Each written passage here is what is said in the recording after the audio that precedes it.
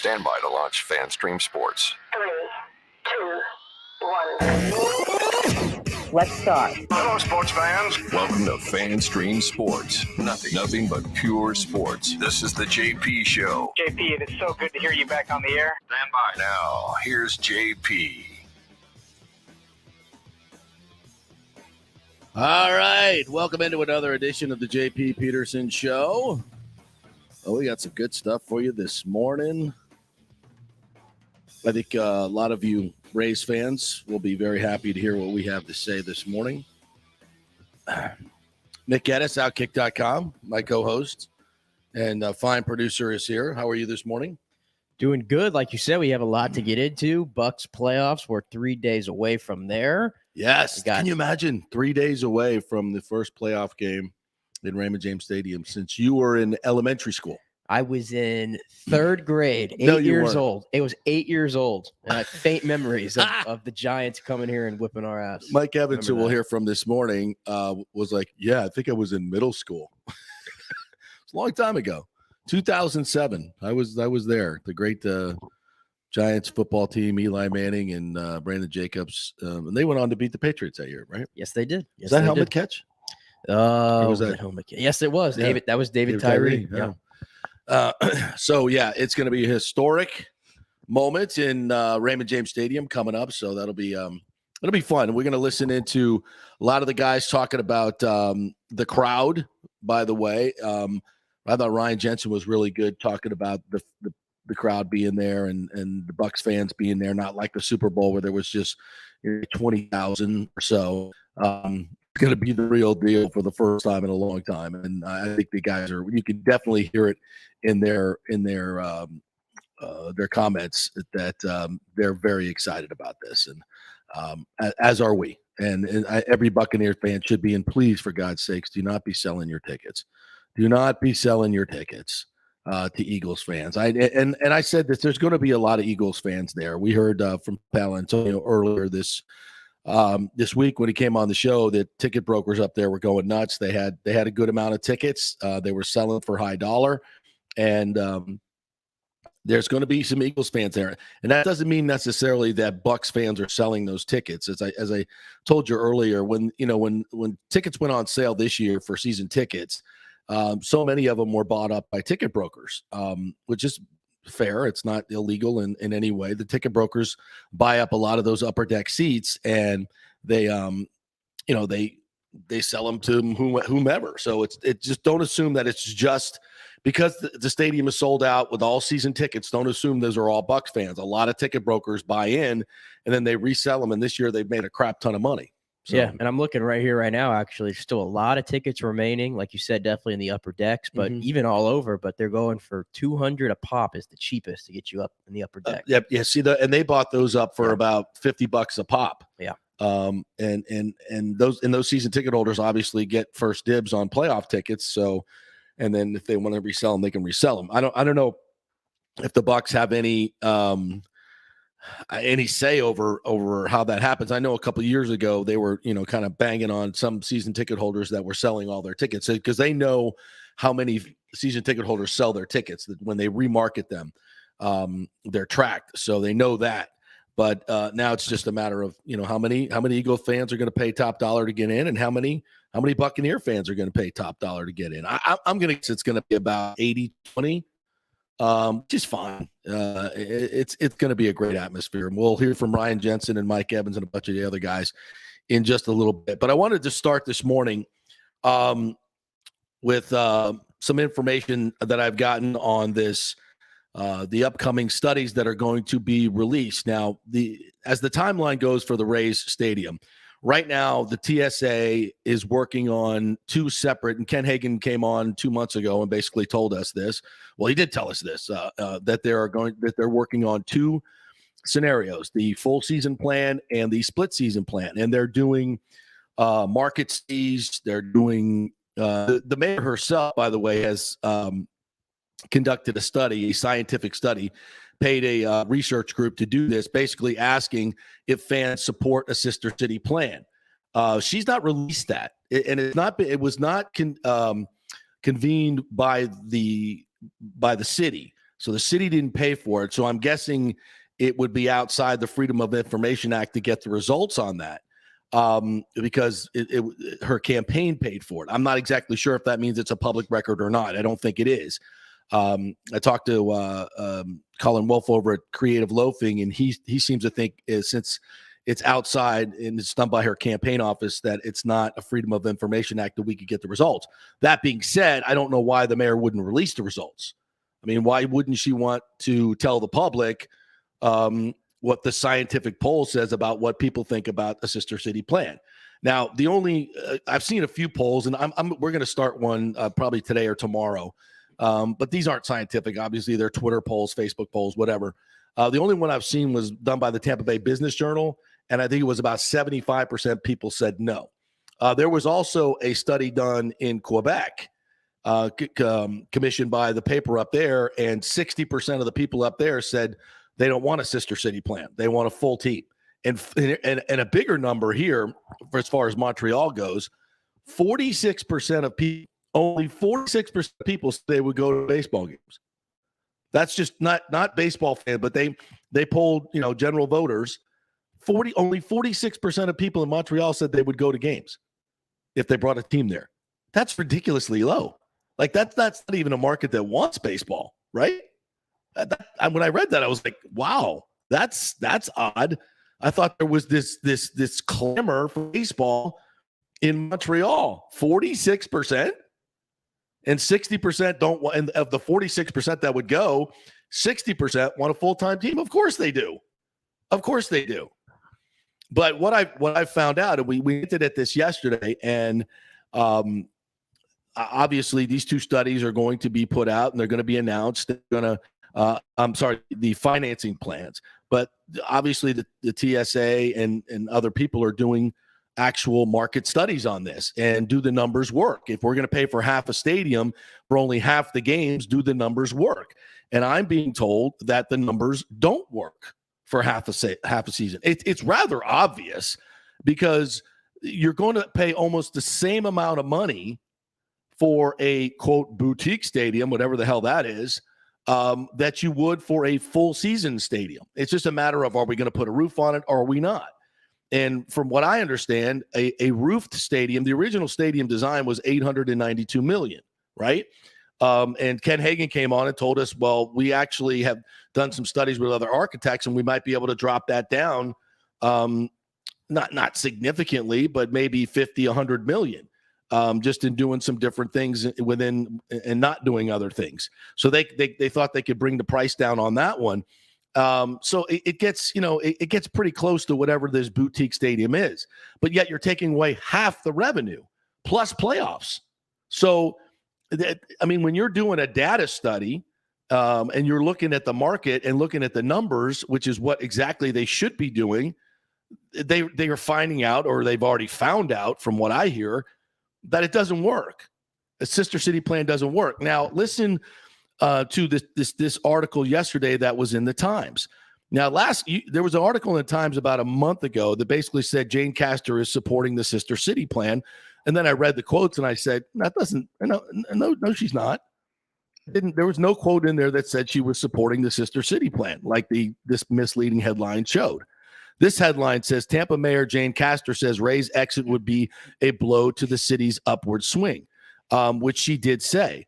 But she also said we would continue to grow without a doubt. I mean, it wouldn't bring the region to its knees, but we are a large urban city growing each and every day. And if we should be adding assets to our community rather than being taken away by other municipalities or countries. All right, fine. And then she says it wouldn't affect our momentum at all. Okay, let me repeat that. It wouldn't affect our momentum at all. We still have businesses coming here. I haven't talked to any business or organization that moved to Tampa because of Major League Baseball. Okay, but yet the city, or the headline says, Jane Castor says Ray's exit would be a blow to the city's upward swing. Now, she did say that, but why is that the headline? Because here's your headline down here later on in the story. She says, I'm not going to put a dollar amount on it as far as what the public contribution would be. I'm stated all along that the community's appetite to pay for a stadium has left the train station.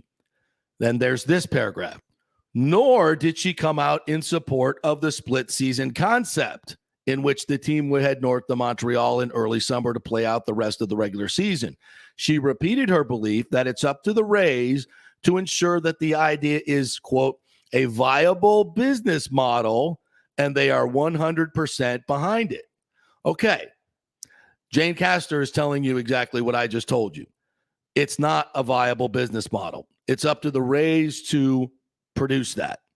And the studies that they've done, the Rays, in all these presentations that Brian's all's done, the market studies that they've done, that the fans are behind it, no, wrong. They didn't do a market. They may have done a market study, but they found out the fans don't like it.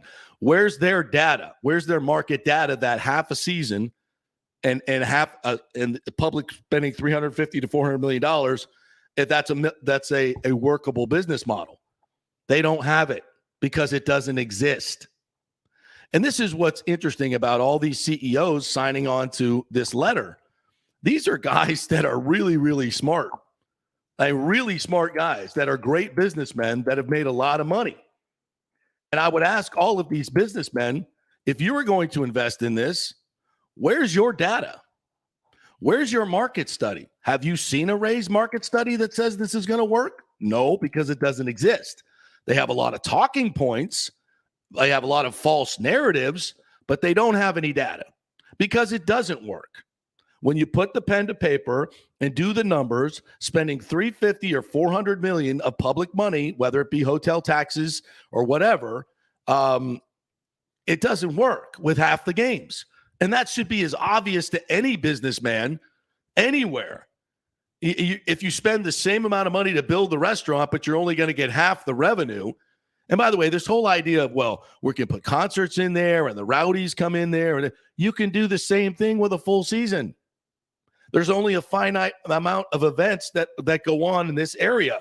And you've got to compete with Raymond James Stadium for concerts and truck pulls, the AMP for concerts, Amalie Arena for concerts, Yuengling Center for concerts.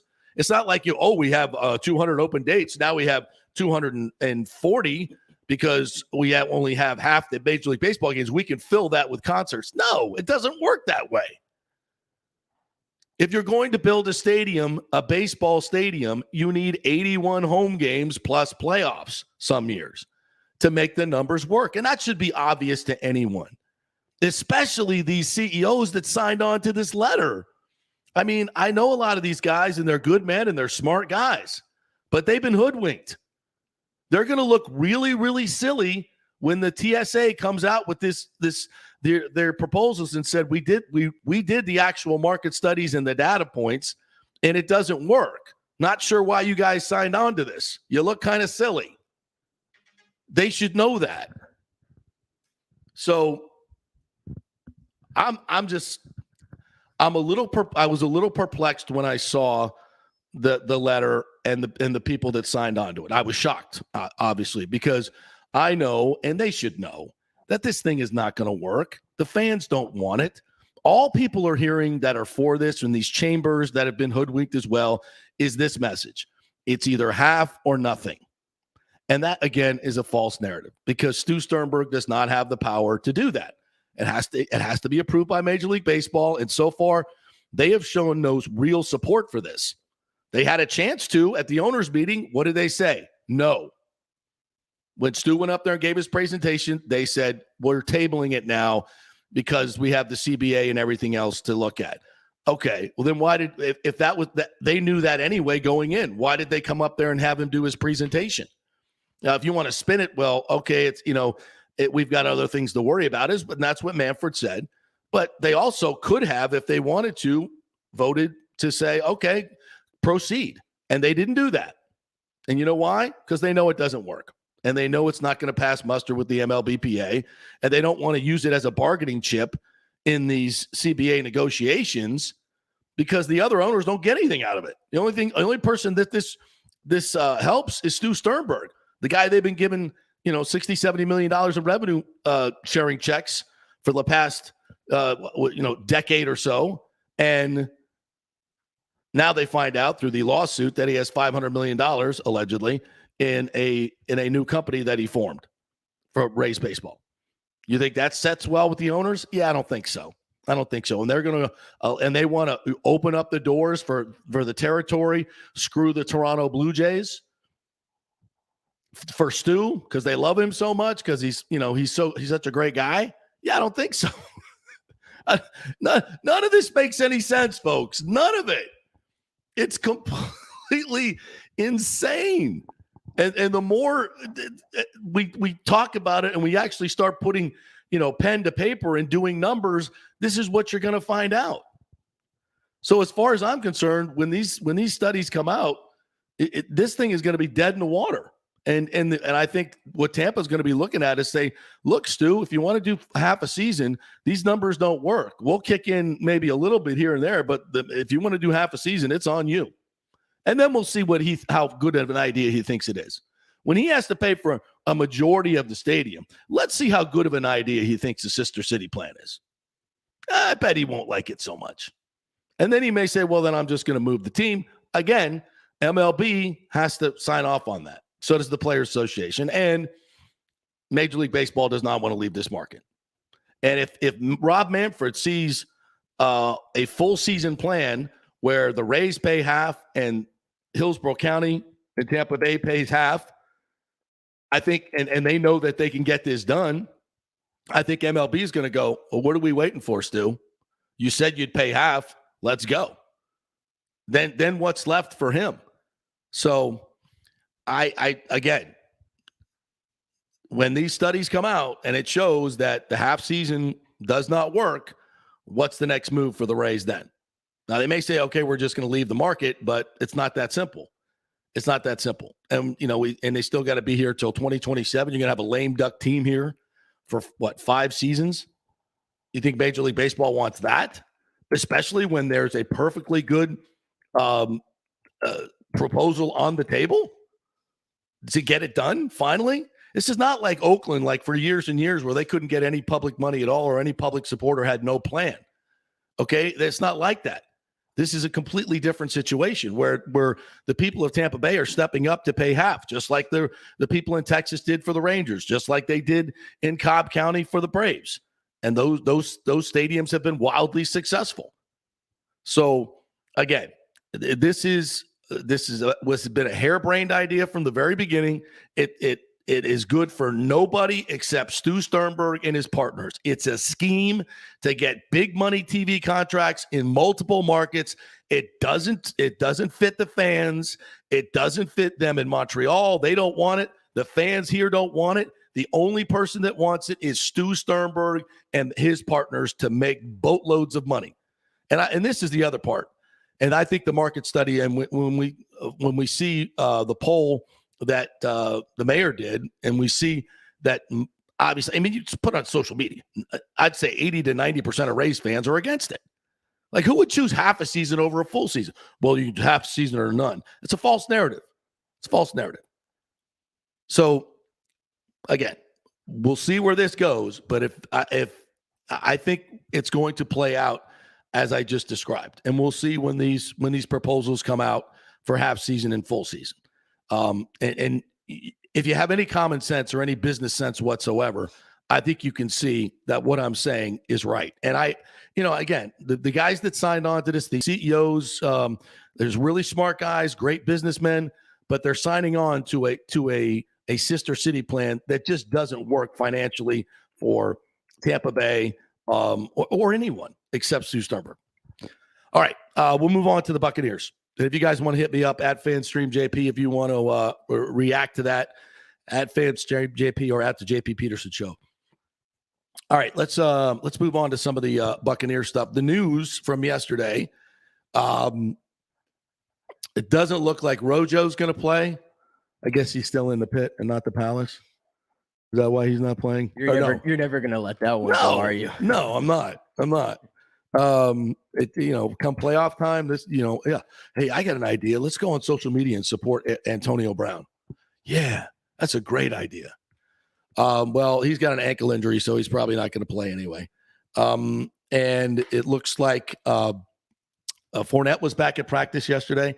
I saw some reports that Lavonte David was back at practice. It was a walkthrough, So none of them were doing anything. We're still going to need, see something happen today. And they may be going out there today during the show. So we'll be monitoring the Greg Almond's Twitter and some of the other guys and the Pewter Report guys. And we should have some information on that. But let's start with a little injury update from Bruce Arians yesterday for our sound extravaganza here as we dive into some really good stuff from the Buccaneers. It's playoff week against the Eagles. What do we got there, Nikki? Yeah, we'll get the injury update loaded here straight from Bruce Arians, like you said. There we go. Away we go. Yeah, the only guys that wouldn't have practice today was Cyril Grayson, Ronald Jones, and Anthony Nelson. The guys in the 21-day, they're just, it was a walkthrough anyway, so we won't know much about any of those guys anyway. But, I think Cyril and Rojo are doubtful. Anthony Nelson, got my fingers crossed. So, because he's been playing really, really good. He didn't really talk a lot about Lavonte David.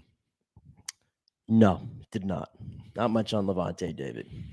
But that's the way it's been. He seems very optimistic about Shaq, JPP, some of the other guys. But Lavonte David, very iffy on him. All right, we got he was asked about Lavonte, so let's hear it from the horse's mouth. Bruce Arians on Lavonte David. Oh, it's a huge addition if we can get him back out there. Just being an all-pro player, but also his leadership ability and everything that he brings would be a huge blessing if he can play. So yeah, I mean he's kind of very bullish on Shaq and JPP, but not so much on Lavonte. Just reading between the lines here. And I think it's also because he just doesn't know. I think today is going to be the big day for Lavonte. Yeah, it's going to end out there. We've talked about his importance. I've been watching more of the tape with Devin White. Yeah. The more I watch, you need Lavonte David out there. And, the other injury that I think they picked up on there, Anthony Nelson, I guess, picked up something too this week.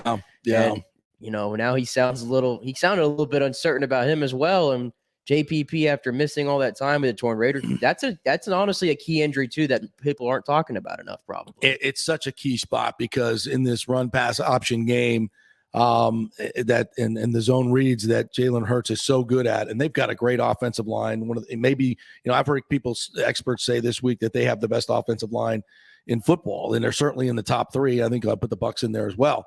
When you have an offensive line like that, you have got to have your people and your best people available. And, JPP with a torn rotator cuff, he's played through a lot of it, but he hadn't played well. And, given a few weeks off, will it help? Let's hope so.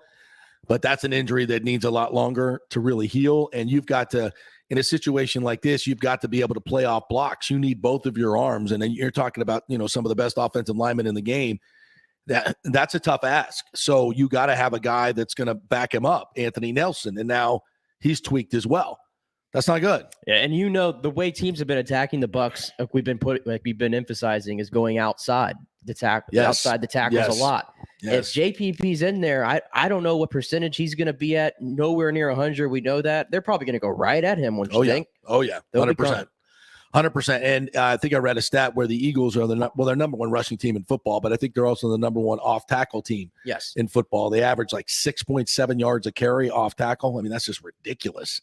So, I mean, this is what the NFL is, folks. It's a matchup league. And, you look at the Saints and the Bucs. The Saints can put up 35. I mean, the Bucs can put up 35 points on everybody in the league except the Saints. Now, this defense is not the Saints. The Saints front seven and the Eagles front seven, maybe I think the Saints front seven is better, no doubt about it. But when you're talking about, the secondary, the Eagles secondary is not that good. Darius Slay is, but the majority of them, they're going to play a lot of zone. And Brady picked that apart in the first time they played. They probably could have scored 50 points on these guys, but they got up big. They got up 3 scores, and they kind of dialed it back. And then the Eagles got back into it and, the momentum of the game. So I don't think the Bucs are going to have a real hard time scoring. But if they don't have the ball, they're going to have a hard time scoring. That's where the bad matchup is. If the Eagles can control the game with their running game and keep Tom Brady on the sideline and limit the possessions, well, that's where these upsets happen. This is how these things happen with bad matchups in certain areas. So we'll see it. We'll see how that plays out. A little bit more from Arians. He was asked how different this team is since the last meeting, and it's interesting to note that, and full credit to Sirianni here, their head coach and their coaching staff. They came out in the beginning of the season throwing the ball 35 times a game with Jalen Hurts. And they realized, especially in the Bucs game, that that's just not going to be the way this team is going to have the best chance to win. He's not ready for 35 throws a game just yet. I think I love Jalen Hurts. I think he's going to be a better passer, maybe on Lamar Jackson arc, or he becomes every year a better passer, but he's not there yet. And they understood that this running game was the best way to go. So they, I think pre-Buccaneers, they were running the ball, I think, about 30 times a game. And then the rest of the season was up to like 46, 47 times a game. I mean, they dramatically increased their run game. So here's Arians talking about the difference between the Eagles now and when they played them. Yeah, totally different. Playing with a ton of confidence. Won a bunch of ball games since we played them. And, so once you get in the playoffs, anything can happen. So they're going to be fired up. They got a ton of weapons, and they look pretty healthy. Yeah, it's a totally different football team than we played back there in October.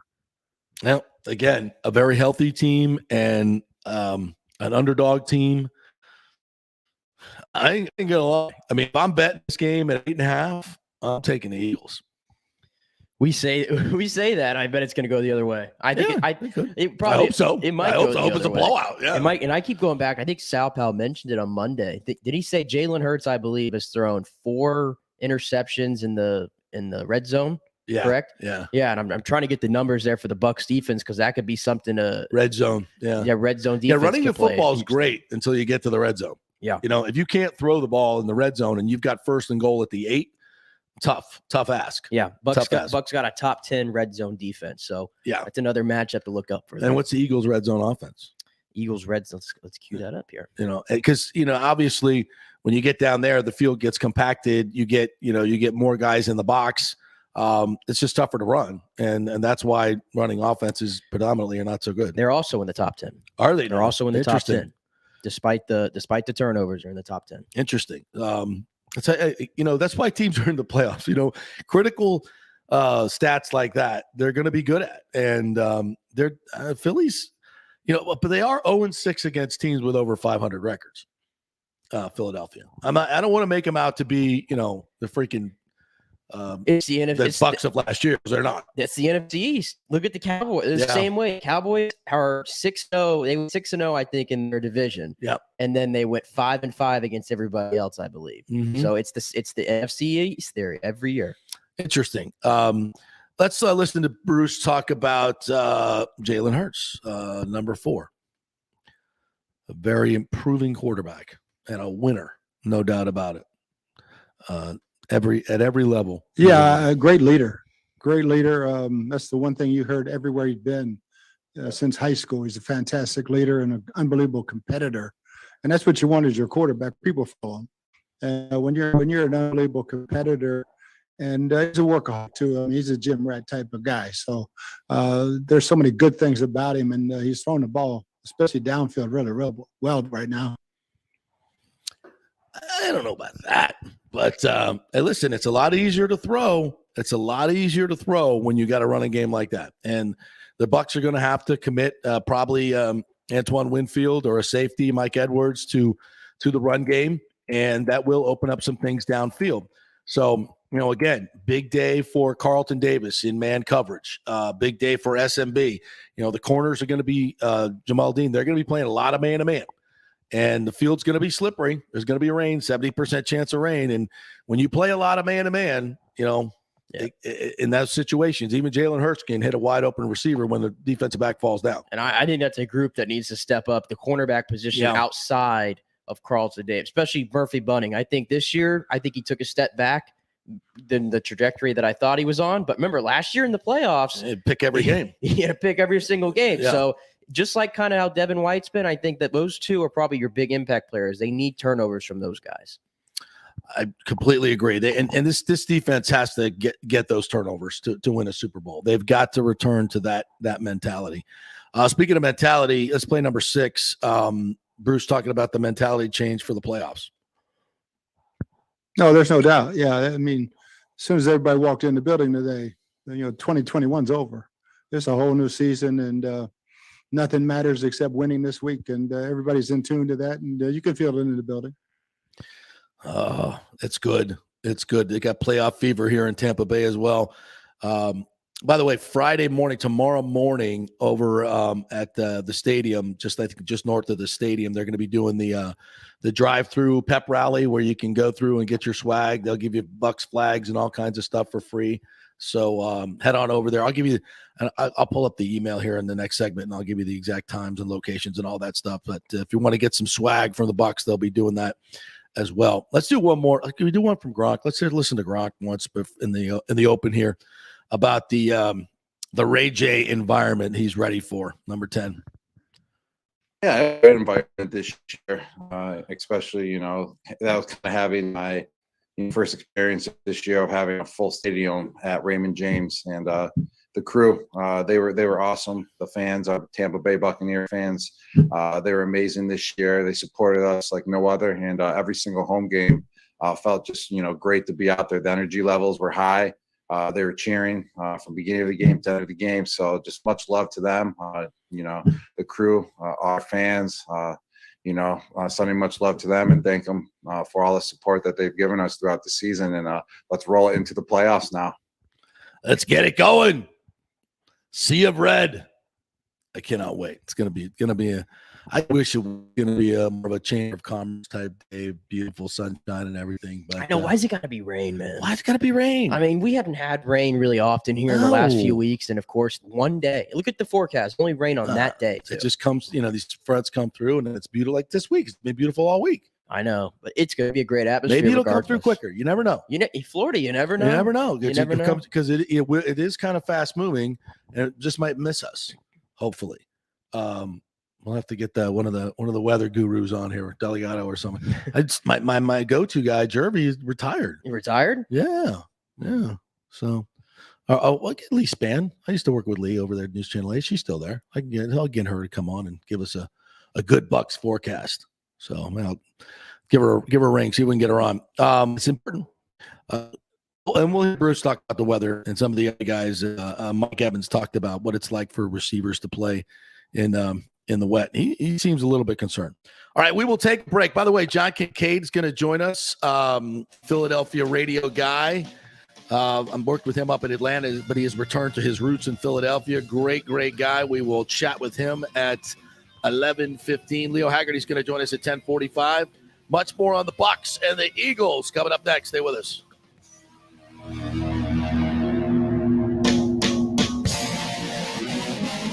Who wants free mobile service? I do, and you can get 30 gigs a month from companies like AT&T Service, T-Mobile. Great service.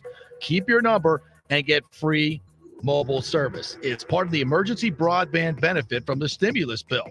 87% of America qualifies. So if you think you make too much money or whatever, just go to jpcares.info and find out. It'll take you a few minutes. jpcares.info to find out if you qualify for free cell service. Get it now before it's all used up. JP, Santa, and young Saint Nick. Get us right over here. My partner for the Golden Diamond Source. You hear that? Christmas music. It's Christmas time. You just popped a question to your lady for the Golden Diamond Source diamond that you got. Yes, I did. The Golden Diamond Source, the best place to go get your diamond for an engagement. They helped me out so much. They were so courteous to me for somebody who was so nervous.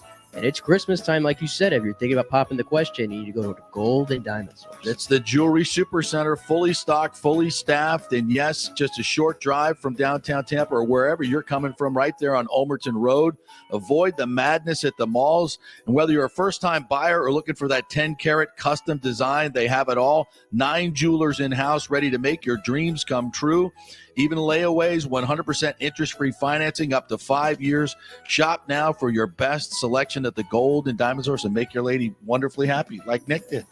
That's absolutely. Shop anytime online at thegoldanddiamond.com. JP here for my friend, attorney Christopher Palermo. If you are having issues with a claim on your homeowner's insurance from a sinkhole, storm damage, water intrusion, defective stucco, and construction defects, or any other issue, Christopher is your man. These big insurance companies didn't get rich paying out what you deserve. Chris founded his practice in 2009 with a passion to help all Floridians with disputes where they were forced to take on the powerful and needed a champion in their corner. Chris wants to make sure you will receive the most aggressive and compassionate representations. He has recovered millions in settlements on behalf of his clients facing defective stucco damage and other construction issues. So call Chris, mention the JP Show, and he will give you a free consultation.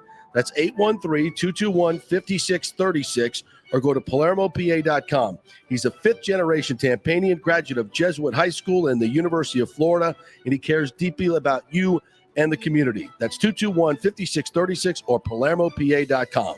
Attention home buyers or refinance candidates. It is a great time to purchase or refinance. Home values are going through the roof right now. You've got so much equity, time to tap into that equity, get cash, and make sure you're making the right financial decisions in your life. Scott Fitzgerald and American Mortgage Services in Tampa can help you out on all those fronts. I've known Fitz for over 30 years. He's done 3 of my mortgages. In fact, Scott has done over 3,000 loans in the Tampa Bay area for many of our coaches, athletes, from Bucks to Bulls. And he can save you big money. AMS is a wholesale broker. They will shop your loan to dozens of banks and let them compete for your business. Quick story, one listener had a done deal with a big national mortgage company who was promising a 2.75 interest rate. Well, when it came time to lock in, it was 3.25. Emailed Scott, got him the actual 2.75, saved him over $3,000 in first-year payments and $2,200 in lender's fees. Email him, scott@amstampa.com, scott@amstampa.com. Coming back at you. Now, more with JP on FanStream Sports. It's only just begun. All right, welcome back to the JP Peterson Show, presented by the law offices of Christopher Palermo.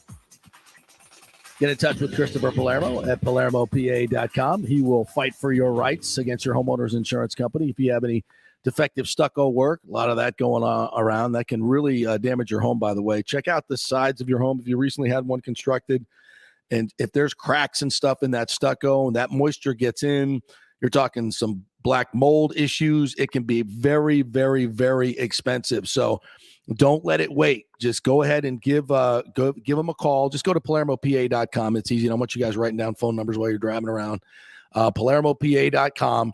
And just contact him. Tell him you heard it on the JP Show and say, hey, listen, I got some cracks in my stucco. He'll probably ask you to get some pictures, and you may want to file a claim because you don't know what's going on behind those cracks, and it could be bad. So have him handle everything. He's an expert in that. And if you let it sit and let it go, it could turn into something really, really bad for your house. Then you got to fight your insurance company, and it's a hassle. So call him now, see if you have a case, because I'm telling you, if you just call your home insurance company, they'll be going, oh, that's natural settling. Don't worry about it. No, because they don't want to pay a claim. So let Christopher Palermo handle it. Go to PalermoPA.com, and it's a free call, free consultation. He'll let you know if you have a case or not. Don't let it fester, as they say. And if you get a commercial building, same thing. He does residential and commercial, and he will fight for you. PalermoPA.com. All right. Interesting article that just dropped in the Times by Joey Knight from Jimmy Giles. And if you know Jimmy Giles, and I've had him on a bunch of my shows, great guy, really does a lot in our community and has for a long, long time. Ring of Honor guy, the greatest, it's old Gronk got here, the greatest tight end, and certainly longevity-wise, the greatest tight end the Bucs have had. I think that's pretty easy to say. And he was asked if Gronk was the best tight end ever. And he said, absolutely not. Makes no bones about it. Rob Gronkowski is a good tight end. There's no question about that. But, man, if I had the opportunity to catch as many passes as these guys, there's no telling what I could have done. I didn't see him play, but I've seen obviously highlights of him play. That dude was a wrecking ball. I mean, he was big. He was fast. He could catch. I mean, he would be a premier tight end in this league, no doubt about it. His numbers: 279 receptions, 4,300 yards, and 34 touchdowns. He was a leading receiver in the Bucs' first playoff triumph. Guess who was that against? It was against the Eagles. He caught 3 Doug Williams passes for 43 yards. You know how many passes Williams had that day? Let us know. 15. 15. He threw the ball 15 times that day. Ricky Bell had 38 carries, 142 yards, and 2 touchdowns. I mean, Wow. By contrast, Joey writes, Brady attempted 15 passes in the second quarter alone against the Panthers. Quote from Giles, I caught 3 balls in the playoff game. Most teams now pass 50 or 60% of the time, so they use short passes like they do a 2 or 3 yard run. That just wasn't the football we played. And I do like the opportunities that I could have had if I'd been in a position to make things like that happen. There's no question Rob is one of the best tight ends that ever played. But to say he's the best, I think Tom needs to look at some highlight films of number 88. Oh, I love it. He was talking about Gronk in the third quarter the other day. He said he caught a long pass going down the middle and got caught by 2 guys, inferring that he wouldn't have got caught. I know a guy that would never have got caught, and that was before Tom's time, so he never saw this particular guy play. But if he looked up at the stadium every Sunday, he'll see that guy's name. That's the money quote right there. I love right it. There. Oh, he said Gronkowski is one of the greatest. He can't say he's the greatest. He was a lot better when he was a little bit younger, but he still didn't run away from a lot of people. I remember a guy that used to run away from people in the league, defensive back, safeties, whatever. It didn't matter. A guy named Jimmy Giles, ? I'll let you say it, Giles said. Well, I mean, he ain't wrong. I mean, we don't know. I mean, from what I've seen and guys that play with him talk about Jimmy Giles, he was a special kind of fast. He didn't get caught.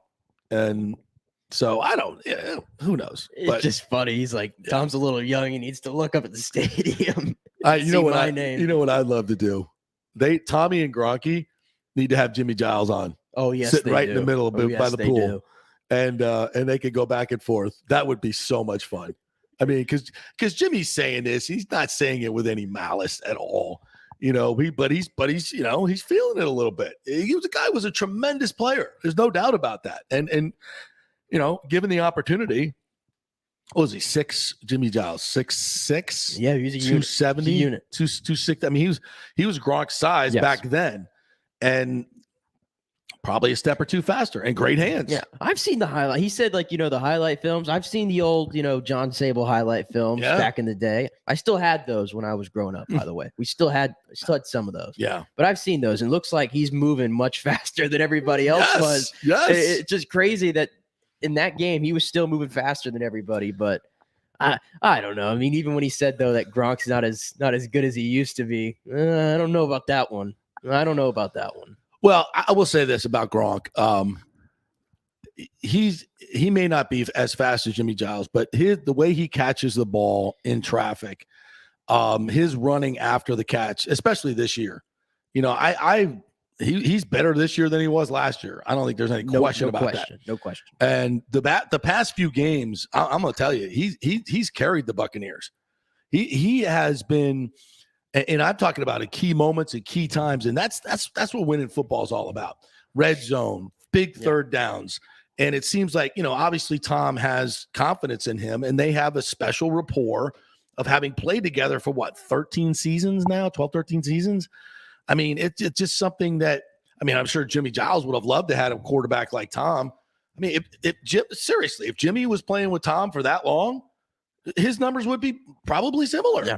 I've grown more of an appreciation for Gronk this year because I watched him closer now. Yeah. And I know now maybe he's not athletic as he used to be. So that the things he uses to get off of defensive backs, the little motions, he could just make one step here, one little hand movement here, and it looks like he's blanketed, but he's not. No. He's really not. And he's so big. He's such a big target.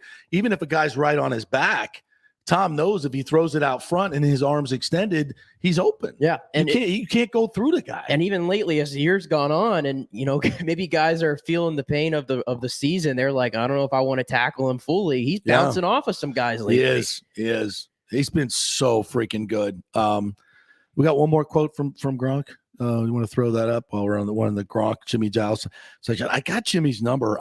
I'll definitely try to get him on tomorrow. That would be so much fun. And I'm in advance of that, I'm going to go back and look at some more NFL films. We'll see if we could. Those are the best, man. Dun, dun, dun, dun. I miss those. Yeah, we need to relive a little bit of that team too this week. That would be fun. That first playoff team with Doug Williams and Giles and the Selmans, and I wasn't here for that, but man, that had to be. That was the first time Tampa Bay ever got a big slice of big time professional sports and was in the limelight. Here's Gronk. Yes, they're a team, that has a great front four. No doubt, they like to get to the quarterback. They play hard as a unit on the front four, and I would say that they're smart football players in the secondary. No doubt about that. They play the game smart. They know how to work together as a unit on side of zone defense. That's huge. And they kind of play it safe, I would say, more safe, out there. So you're not, throwing deep balls and getting a 50-yard play.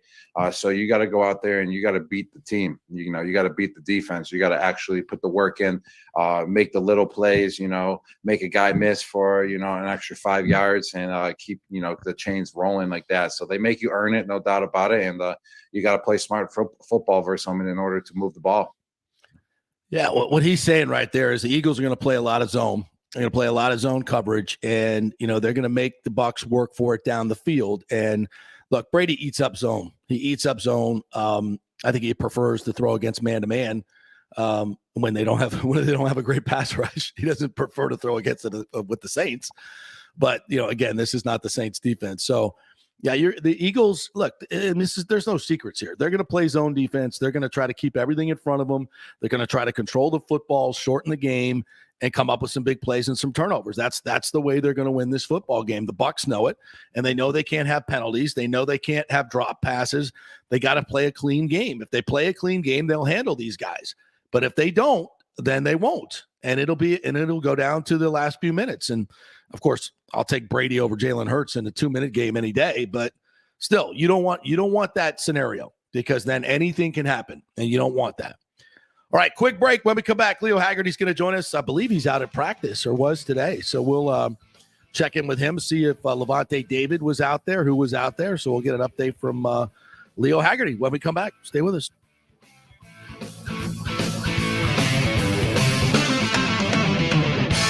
The PGA Tour's Valspar Championship is back in March in 2022, March 14th through the 20th, right in the middle of the best weather of the year and the last stop on the Florida swing.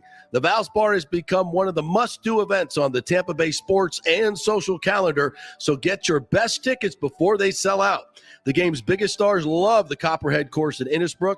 Last year, we saw Dustin Johnson, Justin Thomas, Jordan Spieth wow the crowds, and another star-studded field is expected again this year. Sam Burns took the title and will defend again at the Copperhead. This will be a full tournament with the return of Valspar Live, our free Saturday concert featuring Chris Young and Big and Rich, and other amenities including Chameleon Cove, the Hooters Owl's Nest, the Publix Chill Lounge, and other hospitality venues. Go to ValsparChampionship.com for tickets. The best premium hospitality areas will sell out, so don't wait. That's ValsparChampionship.com. Are you selling your home or refinancing? JP here for Greenleaf Title. You choose the title company, not the realtor, and it makes a difference. You want a reputable company that will make sure your title is safe and secure. There are a lot of scammers out there right now. So go with a trusted company like Greenleaf Title. Plus, they will close anywhere, folks, and they will send a limo to pick you up to come to the closing. Yep, the great JP Limo closing is back. All you got to do is give them a call at 727-258-6005 or go to greenleaftitle.com. We'll set up the limo for you. They'll come pick you up. Heck, we even picked up one couple, took them to Black Rock Restaurant, one of our favorite advertisers, and then to the closing. That's how they do it at Greenleaf Title. Great service. We'll close anywhere. The lowest fees in the business. 727-258-6005 or go to greenleaftitle.com. That's greenleaftitle.com.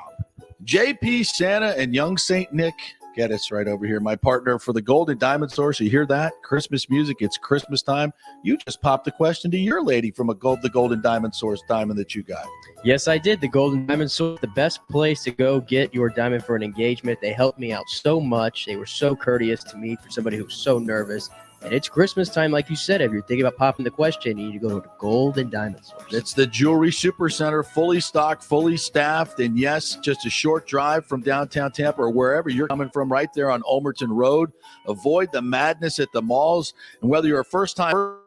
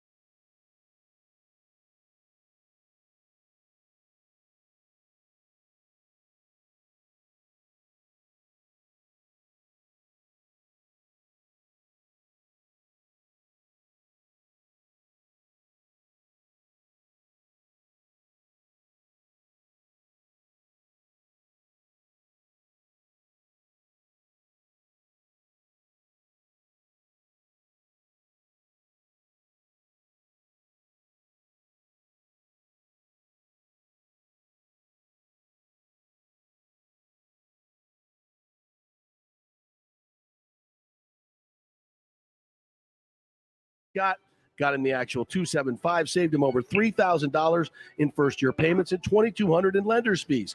Email him, scott@amstampa.com, scott@amstampa.com. Let's go. Right now, back to the show. JP on FanStream Sports. All right, welcome back. The JP Peterson Show, presented by the law offices of Christopher Palermo. You can reach him at Christopher Palermo, PA. All right, let's talk with Leo Haggerty, who covers the Bucs for It Sports Magazine and may or may not be out at practice this morning. I'm not quite sure of the schedule. What's up, Leo? How are you? Well, JP, not out at practice. Okay. We're still under suspension or whatever to the NFL, and I want to make it perfectly clear. This isn't the Bucs. This is the NFL that's So what are they doing now? Cutting people back. So everything's gone on Zoom for the interviews because evidently being outside and socially distanced from the players presents some type of danger. I'm not sure what. Well, JP, here's the funny thing. Okay, the NFL has mandated that starting yesterday, media had to be not only vaccinated but boosted. Right. Well, they haven't done that to the players. I mean, are we enemies here? Are we the ones that are carriers? Of course. I'm totally confused. Didn't you realize that media members carry COVID more than players? I mean, come on, get with the CDC, bro. Yeah. None of it makes any sense. Well, none of the rules make any sense. There's plenty of data out there that we can figure stuff out, but evidently most people don't want to go by that. But whatever. So I guess they're doing the video of practice then.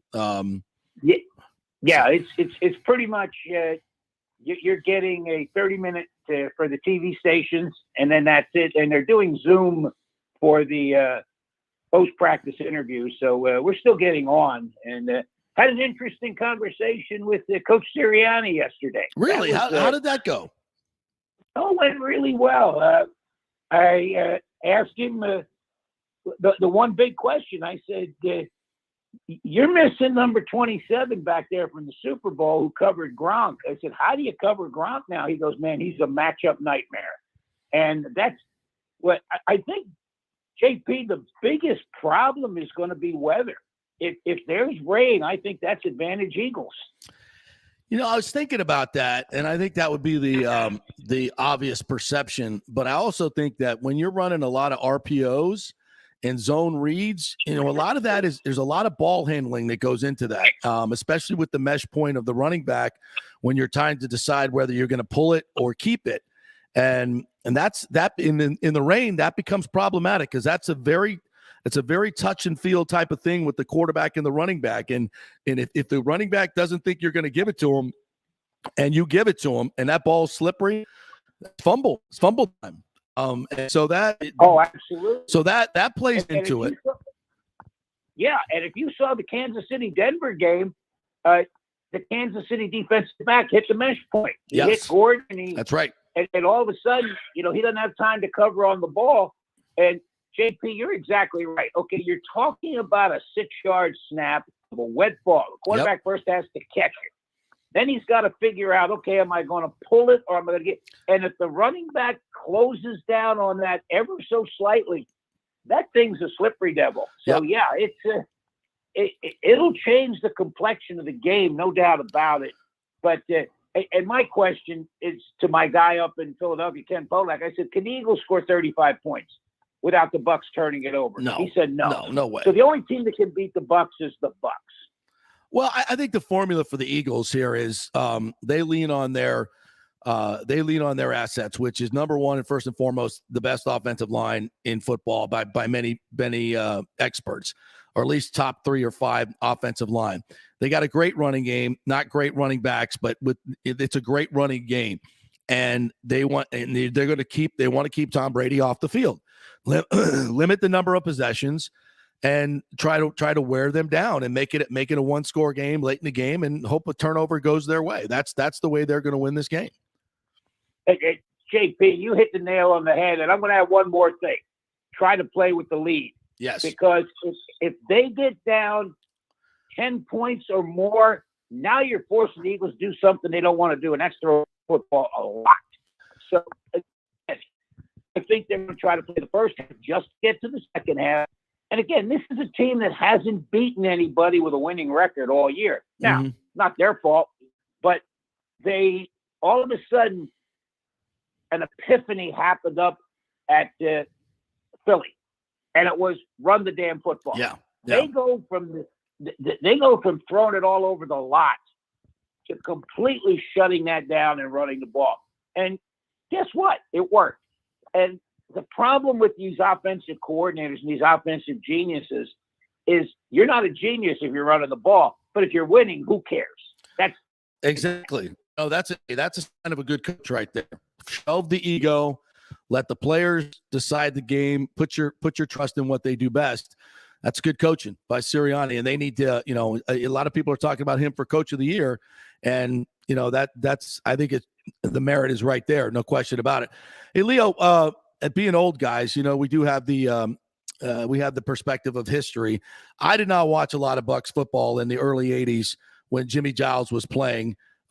He just did a great article by Joey at the time, and where he's look, I'm just as good as Rob Gronkowski. I just didn't get the opportunity.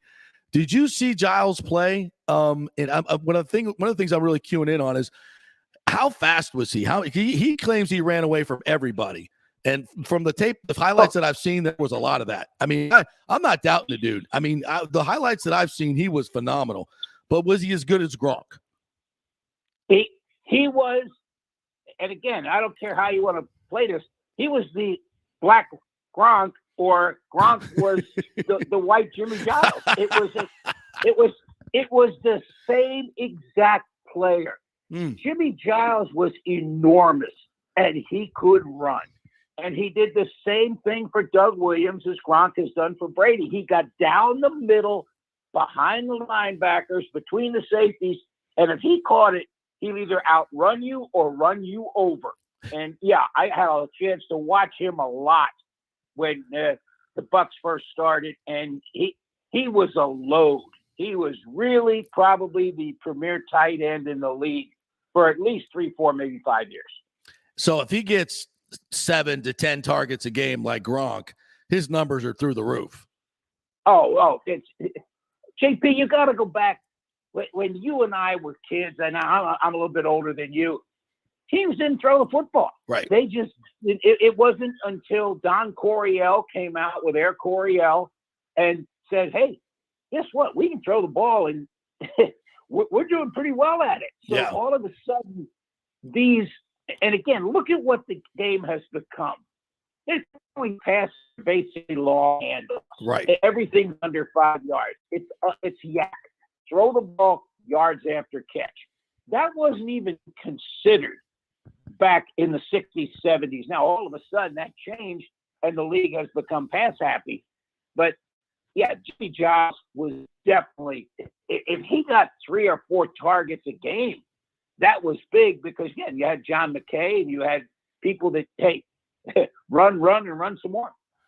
Interesting stuff from Leo Haggerty right there. I said this earlier. Wouldn't it be fun to see an episode of Tommy and Gronky with Jimmy Giles right in the middle there by the little baby pool, and they could talk about who was the best tight end ever? Because Jimmy Giles didn't say this out of malice towards Rob Gronkowski, but I think he feels like, he could have done the same thing. And I would love to see him and Gronk get together and throw Tom Brady in there as well. It would be fun. That would be a great episode of Tommy and Gronky with guest Jimmy Giles, who says he's the best tight end in Bucs history. Yeah.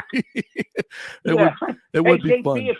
If they don't want to do it, how about JP and Leo, and we'll get Jimmy Giles? Yes, and we'll do it ourselves. I think I'll be able to get Jimmy on tomorrow if he's up to it. I got his number, so I'm going to try to get him on tomorrow. It'll be a great conversation, and I'll play back what you said about him for sure. How do you think the status of Lavonte David is this week? I'm trying to read between the lines, and I just don't know. And just from what Arians said yesterday, he's kind of positive about JPP and Shaq Barrett, but I don't know about Lavonte. What are your thoughts? The same thing, JP. This is going to be definitely a game day decision, and again, they're going to try to get him back. I'll tell you what, Devin White looks lost out there without him. Really does. Let's be honest. It's nothing against him. He's just not used to playing without, 54 next to him. I used to call them the dyslexic brothers, 54, 45, because they depended on each other so much. And I'll tell you what, everybody's hurt now, but he's got to be able to run. If he can't run, he's a liability. And again, that's going to be game time. I wouldn't be surprised, JP, if he's inactive, just because of the extent of the injury and how long he's been out. Yeah, I'm afraid of that. And with this running football team in there, Kevin Minter's just going to have to do a better job than he's been doing. And Devin White has got to get off blocks, man. This is a really good offensive line. They're going to get on you quick, and he's just got to be better. He's got to be better. Yeah, he's got to step up his game. And I'll tell you what, what's nice is if you're playing behind Sue and Villa, you're not going to get a whole lot of people getting to the next level from that inside. And that should be an advantage for the Buccaneers. Now, if you noticed in the last couple games, especially the Jets game, offensive linemen were able to get up to that next level and not necessarily block Devin White, but screen him. Yeah. And they were running a lot of outside zone plays. I think that's one thing the Bucs, and again, we're talking about, Nelson and Tryon on the edges who are playing really well, but they're still not JPP and Shaq. From what I saw on big runs, especially the off tackle zone reads that we're going to see this week, and the Eagles are the best at it. It was a tackle getting up on Devin White and him not being able to get off the block. Same thing with Minter. They weren't really setting the edge as well as they could, and the safety was not filling the hole. That just can't happen this week. If that happens continually, the Bucs are never going to be on the field offensively, and it's going to be a long day for Tampa Bay. So I don't. If Lavonte doesn't play, I think this, that takes it from an 8.5 point favorite to maybe a 6.5 point favorite for me, which is a big jump. Absolutely. I think the real key, if we look at the games the Bucs lost, defenses have hit Brady early. Yeah. That's the big key on offense. You cannot let that defense get to Brady, because there's guys on that defensive line and defense that can still remember the Super Bowl and when they won. So they're thinking, hey, we got to get to this guy, because if we can get to him, we got a shot. So I wouldn't be surprised to see the Eagles early throw the caution to the wind, try to blitz, try to get on early downs into Brady's face, but as Ron Jaworski used to say, get color in his face. Yep. That's a key, and see what happens. But I tell you what, JP, if both teams show up with their A game, the Bucs win by 10. There's no doubt about it. Yeah, no, I agree. I don't think the Eagles defense is all that good. I don't think they're going to pressure the Bucs. In the first game, they got no pressure. They haven't really, I don't see that changing. And when Brady isn't affected, they'll play well. But again, if Brady's ass is on the sideline watching, Jalen Hurts and the Eagles run game go up and down the field and chew up the clock for 8 minutes a drive, he can't score points. So that's the plan for the Eagles anyway. And the rain, the rain's not going to help the Bucs passing game. But again, it could affect the Eagles running game as well. So who you picking? Who you picking in this one? I like the Buccaneers. Just looking at overall rosters, you've got a first-year coach coming in, playoff game, who had to rest his players, and Dallas put the 50 burger on him, whether it was his first team, second team, or third team. I like the Buccaneers 31-20. I think it's going to be a lower scoring game because I do think they'll be able to run the football a little bit, but I don't think they're going to get a lot of touchdowns. Their red zone is good, but against this Bucs defense, I don't see it. I'm going to say I'm looking at a 24-12 game, 24-13 Bucs win. So, well, you know what, JP, for the Eagles to win, this game has to stay in the teens. Yeah. It's got to be a low 20s teams. Yeah. 17, 13. And I just don't think that's going to happen. I think Mother Nature is going to show up, but not as bad as people think. And we'll go from there. But hopefully we're talking next week about hosting a playoff game with either the Rams or the 49ers. Oh, wouldn't that be fun? Hey, this just in, the Bucs signed wide receiver John Brown, who obviously Arians has some history with in Arizona. Right. Fast guy. When's the last time he played? I'm looking for his numbers right now. Well, I'll figure it out. You know what, JP, while you're digging that up, does that tell us Cyril Grayson's not going to be able to go? Yeah, it tells us Cyril Grayson's not going to be able to go and may not be able to go for the remainder of the playoffs. So they got to go get a guy. He played this year, 3 games this year. I don't see much action there. A couple of games with Denver and Jacksonville. So not much. Yeah. 3 targets, no receptions this year. So but last year with Buffalo and had 33 catches. So and you can't coach speed, right, JP? That's right. He's just a guy that they're going to need to stretch the field. So kind of tells me Cyril Grayson's going to be down for the playoffs. All right, partner, tell everybody how they can get your content on It Sports Magazine. Go to itsportsmag.com. We did we kicked back a day our Tampa Bay Lightning recap, and there's some great quotes in there from John Cooper. When I asked him about it, you lost 3 games in a row for that day, he said, yeah, and alarms went off in our room, and that's a good thing. And I'll see you tonight, my friend, correct? Interesting. Yes, I will be there tonight in my lucky Lightning jacket as they take on a Vancouver team that's had a resurgence under Bruce Boudreau. Actually lost their regulation for the first time against the Panthers a couple nights ago. So this is a whole new team coming in here that's been really successful. But I know we played the JV team from Buffalo, and their V team ain't that good anyway. But this team's gaining confidence, and Kucherov just looks like the second coming of Pistol Pete Merritt on ice. Player on the planet, no doubt about it. No doubt. All right, my friend. All right, I'll wave to you and Gabby from the press box. Sounds good. Thanks, partner. Appreciate it. The great Leo Haggerty right there. All right. We haven't talked much about the Lightning. They got an interesting game coming up tonight. But when Bucs are in the playoffs, they got a home game. Yeah. Quick update on the Lightning. No Palat, no McDonough tonight. So 2 months out right there. Ooh, what's going on with Palat? Palat left the game against Buffalo, if you recall. That's right. Yeah. And he had an undisclosed injury. He's out tonight and on Saturday. McDonough is still day to day. And you go back to the Buffalo game, and Chief said this yesterday. There were a lot of odd man rushes, and Vasi only had to make, I think, 19 saves. Yeah. But there were too many odd man rushes, and he had a couple of breakaways that he had to stop. And when McDonough's not in there, you really notice a drop off. He's way more important than I think we obviously Hetty overshadows him. He's the best defenseman in the game.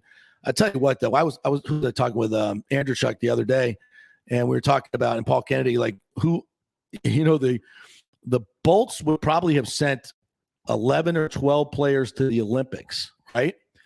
Maybe only 3 players to the NHL All-Star game.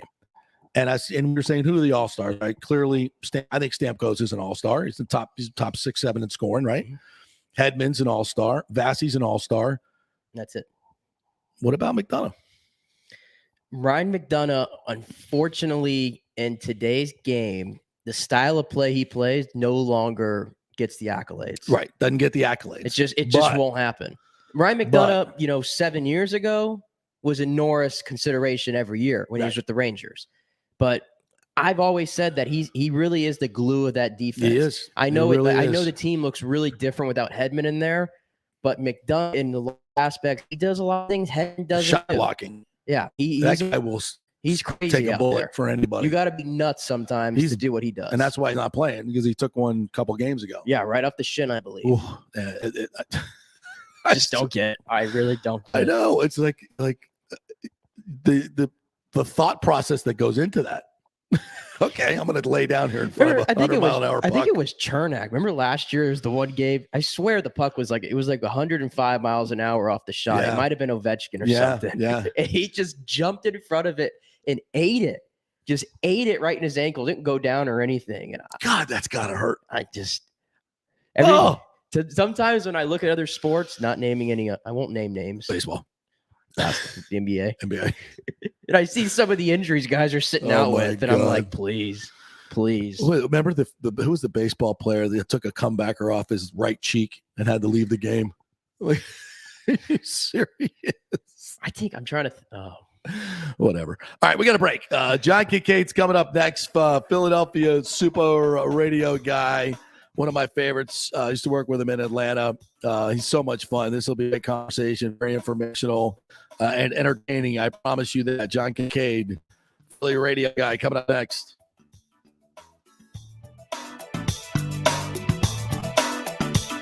Attention home buyers or refinance candidates. It is a great time to purchase or refinance. Home values are going through the roof right now. You've got so much equity. Time to tap into that equity, get the cash, and make sure you're making the right financial decisions in your life. Scott Fitzgerald at American Mortgage Services in Tampa can help you out on all those fronts. I've known Fitz for over 30 years. He's done 3 of my mortgages. In fact, Scott has done over 3,000 loans in the Tampa Bay area for many of our coaches, athletes, from Bucks to Bulls. And he can save you big money. AMS is a wholesale broker. They will shop your loan to dozens of banks and let them compete for your business. Quick story, one listener had a done deal with a big national mortgage company, was promising a 2.75 interest rate. Well, when it came time to lock in, it was 3.25. Emailed Scott, got him the actual 2.75, saved him over $3,000 in first-year payments and $2,200 in lender's fees. Email him, scott@amstampa.com, scott@amstampa.com. JP here for my friend, attorney Christopher Palermo. If you are having issues with a claim on your homeowner's insurance from a sinkhole, storm damage, water intrusion, defective stucco, and construction defects, or any other issue, Christopher is your man. These big insurance companies didn't get rich paying out what you deserve. Chris founded his practice in 2009 with a passion to help all Floridians with disputes where they were forced to take on the powerful and needed a champion in their corner. Chris wants to make sure you will receive.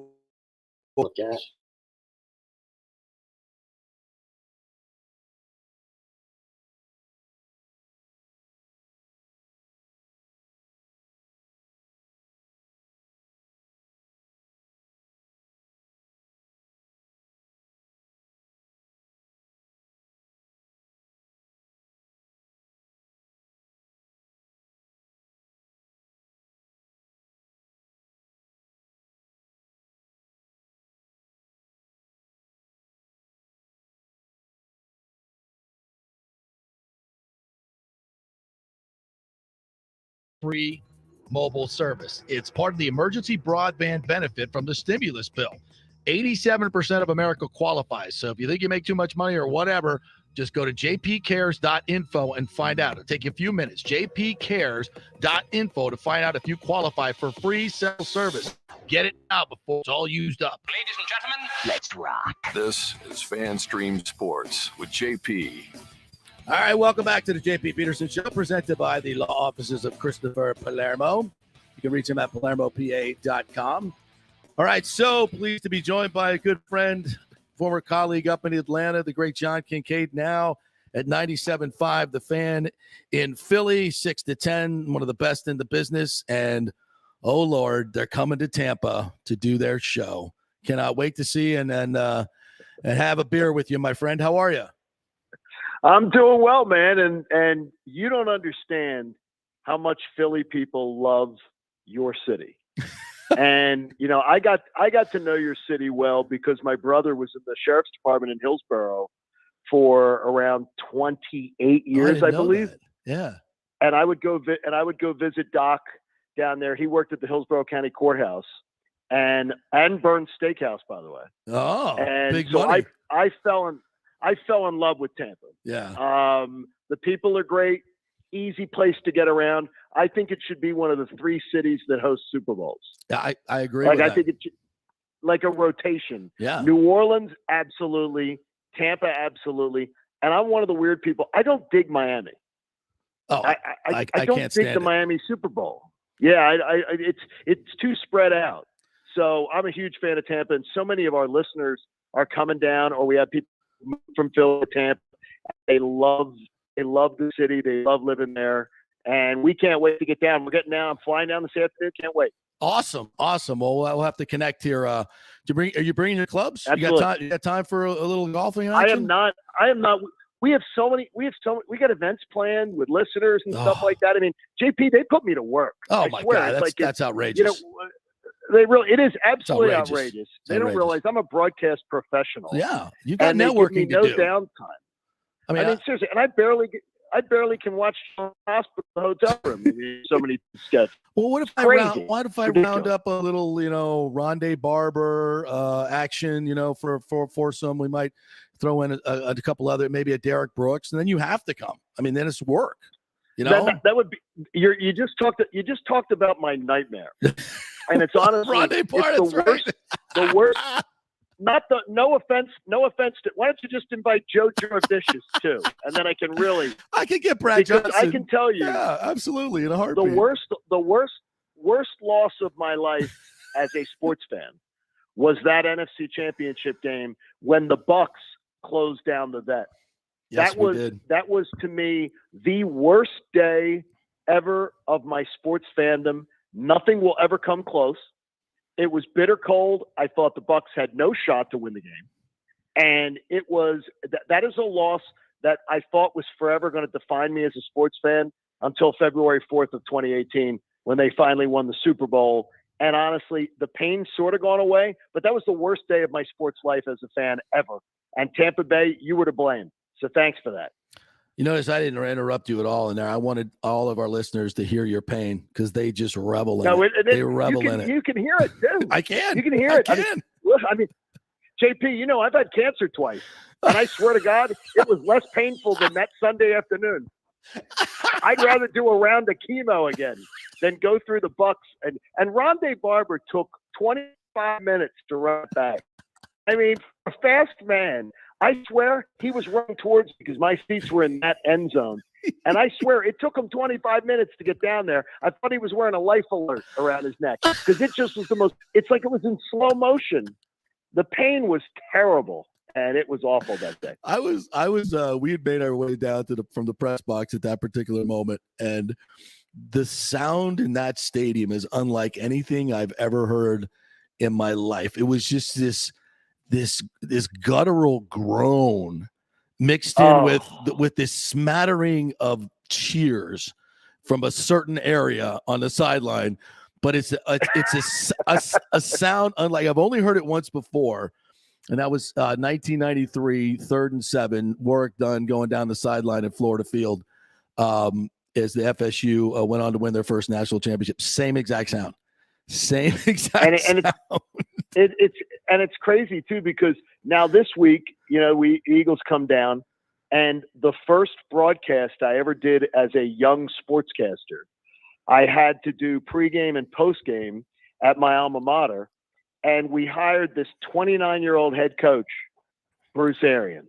Really? And Bruce was our coach at Temple University. He was the youngest coach in the country. I think he's still the youngest Division I coach ever hired. Really? If I'm not mistaken. Oh. And Bruce was our coach at Temple University. And my first time that I ever got an assignment on the school radio station where I was part of where I elevated myself up to one of the teams, I was on pregame, postgame, and I got to interview Coach Arians and would go and get his pregame thoughts and things like that. And Bruce has always been the best, a championship individual, the best. And he's hard to dislike. And my college classmate, the defensive coordinator, Todd Bowles. Really? And in fact, how about that one for you? How about this? I was Todd Bowles' RA. How about that one for you? You go back with all these guys. Every connection. Yeah. I mean, and I believe you have a really good defensive coordinator there that was also my college class. I mean, a special teams coordinator. So, I mean, there's I didn't know that. We're all Temple Owls, baby. That's, and so I can't hate, you can't hate a team of Bruce Arians. So I'm pretty sure when this AB thing went on and it was his word against AB's word. And people are taking AB's side. I'm like, really? You think he's the one telling the truth here? Yeah, Bruce Arians is a guy who just is. It's weird because as Philadelphians, it's born in us that we want to hate our opponent. We want to hate some guy. Like back in the day when we were both in Atlanta, when the Eagles were getting ready to play the Falcons, no Philadelphian hates Matt Ryan because he's one of ours. Right. We love Matt. And Matt will always be loved and respected here. We'll boo the hell out of him on game day. But it's the same type of thing with Bruce Arians. Bruce Arians connected with the city of Philadelphia when he was at Temple. And just, to have Temple guys on the team and everything and just the Buccaneers do it. They do it well. Yeah. They do it well. And for so many years, you guys didn't have that as an organization. Right. And to have a guy like Bruce come there and then to do it right. And then, that quarterback show up too. I can't remember his name. But that quarterback he's done a great job. Well, this goes to your point, Johnny. You can talk to this because we've known Bruce for so long. And I had a chance to play golf with him a couple of times when he first got here and just really got to know him as a person. And he's as genuine and authentic a human being as you'll ever meet, especially for a guy that's been in the limelight as a head coach and done all the things he's done. And that's when I first said that Brady was coming to Tampa Bay the day after the 2019 season when Jameis Winston threw the pick six, the day after I said, folks, take heart. Tom Brady's coming to Tampa Bay. And the reason I did it is I looked around and I looked at the different places because I knew he was leaving New England. I said, we have the best weapons, emerging defense, and what we have that the Chargers don't have or the Colts don't have or some of these other places he might go is a relational coach in Bruce Arians that he knows he can trust and Leftwich he can trust.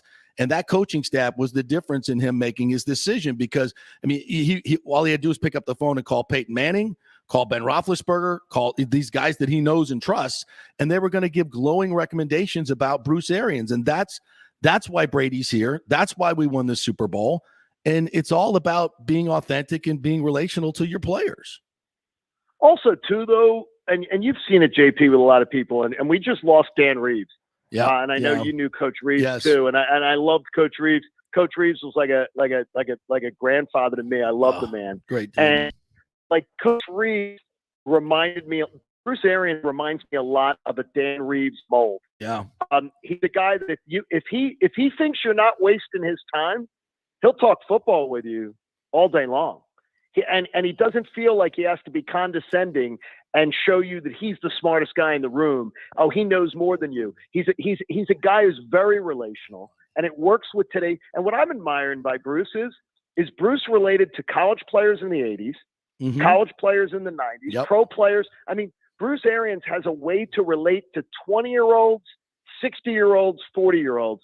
And I got to tell you, even in our industry, in radio and broadcast medium, there's a lot of guys who can't relate to the bottom part of their demo the top part of their demo. They just cater to what they know. Bruce Arians speaks everybody's language. And I think a lot of it is I don't want to shake the pom-poms too much, but I think a lot of it with him is poise and kindness. And I think he's a good man. He is. John Kincade joining us here from 97.5 The Fan in Philadelphia. All right, let's talk a little bit of X's and O's here. How does Philly win this game? I mean, in your estimation, is it even possible? Are you guys banging on the Eagles this week that they have a chance? I think they do because of the injuries to the Bucs defense. I don't think Lavonte David's going to play at this point. I don't know, but it just doesn't seem it's trending that way. Our run defense has just not been the same since he was out. And, this is the number one running team. They can keep Brady on the sideline. They have a chance to win. I'm not saying they're going to win, but I'm a little scared here as a Buccaneer fan. Well, you and I are speaking the same language. Yeah. I think anybody who is going in saying, "Oh, the Eagles are definitely winning this game," I would like to know what they're smoking, or if it comes in gummy form or whatever, because it could probably be very popular. Because there's little reason to pick against Tom Brady in any playoff game. Mm-hmm. So I think what you got to look at is you just gave the formula. When Tampa exited Lincoln Financial Field after that Thursday night game, they were 1 or 2 in run defense in the entire country. Yep. Of all the teams in the NFL. When the last 8 games, 31st. Yep. And that's crazy. I mean, that's a crazy drop off. And so I do believe that's where the Eagles have to win the game. The only problem is this. What do we know about playoff games? Usually it's come to a battle of the quarterbacks, and there's no way Jalen Hurts is ready to elevate himself to play at a Tom Brady level on that kind of stage. So you really need to say, are you going to be able to run the ball, keep the ball away from Brady, and limit his possession? And that is the game plan that I would think they would do. But whether they can execute that or not is the question. I wonder, in a playoff game, you're going to need your quarterback to come up with like 3 clutch third down throws. And Jalen many times is having to make those, JP, without his arm and with his feet. Yeah. And I don't know that he's going to be able to exploit a team like Tampa Bay in the red zone with his feet. Exactly. And that's what concerns. Exactly. Yeah, that's what we were talking about is like running the football is well and good, but when you get to that compressed area, and it's so important in the playoffs to convert in the red zone. It's what Brady does so well, and I think that's where the game's going to be won and lost. I don't think there's any question about that. And there's a big difference seen last time, though, with the Eagles. Jordan Mailata didn't get to play left tackle. He had to move to right tackle. You had Driscoll in there. You had 3 of the offensive linemen were out of place. Oh, that's gone. right. 2 of them are gone, and 3 were out of place. So the first time the Eagles played, they only ran the ball with a running back 9 times with Miles Sanders because of the fact the offensive line, 3/5 of it wasn't in place. You got a healthy offensive line this time around. And I got to tell you, the Landon Dickerson kid, and you'll watch him on Sunday. Yeah. He has been, he was drafted to be Kelsey's replacement down the line. Yeah. This kid, he's been fantastic. They slid him over to guard, and him and Mailata on the left side of that line, they're monsters. Yeah. And then you got Jason Kelsey. It's fun to watch. But if you got to, the problem would be this: you tell me Brady's going to be up 14-3 at some point, if that ever happens. Yeah. Or I do not believe in those type of scenarios the Eagles can win. Well, one of the reasons that the Bucs defense, run defense, has slipped a bunch, and nobody's really talked about this, is the Bucs have made a concerted effort to keep Vita Vea and Ndamukong Suh on snap counts. They haven't played. We're talking about 50. I'd have to go back and look at the numbers, maybe 50-60% of the plays. And normally when there's a bust in the run game, those guys aren't in there. It happened in the game the other day against it was the Jets game. They got them in mid zone. The entire last drive, I'm like yelling at the screen. I'm like, "Where's Vita Vea? Where's Ndamukong Suh? Put those guys back in." It's like flipping a switch. As soon as those two go back in, the running stops. And so I think they're going to ask Suh and Vea to play a majority of this game on Sunday. I think their snap counts are going to be way up as a tandem. So they may have been saving them a little bit. And that's why the Eagles have to hope that they can make this a 4-quarter game. Yes. That those guys are going to be a little bit more worn down, and that they've got them on a bigger snap count. Plus, too, watch for the Eagles with Dallas Goedert, because Dallas Goedert didn't play in the first game. And Dallas Goedert, you had Zach Ertz. Goddard was out injured. When you have Zach Ertz at that time, they were honestly, JP, and no disrespect to the great Zach Ertz, who will always love here. But they were forcing the ball to him and trying to squeeze like the last bit of. That happens. The minute they went to Goddard, the offense, they got rid of Ertz. The minute they went to Goddard and said, "You're the man and you're the main focus," he's emerged and he's been fantastic. And I think he was living in the shadow of Zach Ertz, and that's a more dynamic quality to this offense that didn't exist. Plus, 10 more games under the belt, 9 more games under the belt of Jalen Hurts, I think helps too. You know what it's like. Yeah. You know, he's getting that NFL experience. I think it helps a lot. And the moment won't be too big for him. He's been in too many big games in college, and he just doesn't have that. He has that demeanor of. I think he's going to be a good one. He's going to, you know, I think he's kind of on that, kind of trajectory where he's going to have to learn every year to throw better and better, like Lamar Jackson. You know, start off as a great runner and a great leader. I think the world of Lamar Jackson, and every year he's gotten better throwing the football. And I think we'll see the same for Jalen Hurts. Question is, are they sticking with him? Is this? That's the biggest question of the offseason, and it's a big part of the referendum, I think, of Sunday afternoon. Yeah. Howie Roseman's got a ton of cap space, and he's got 3 first-round picks, which right now are sitting at 15, 16, and if they would to lose to the Bucs, they're going to hold 15, 16, and 19 in this draft, which is they'll be the first team in almost 20 years to have 3 first-round picks. And whether they're going to make 3 first-round selections, I don't know.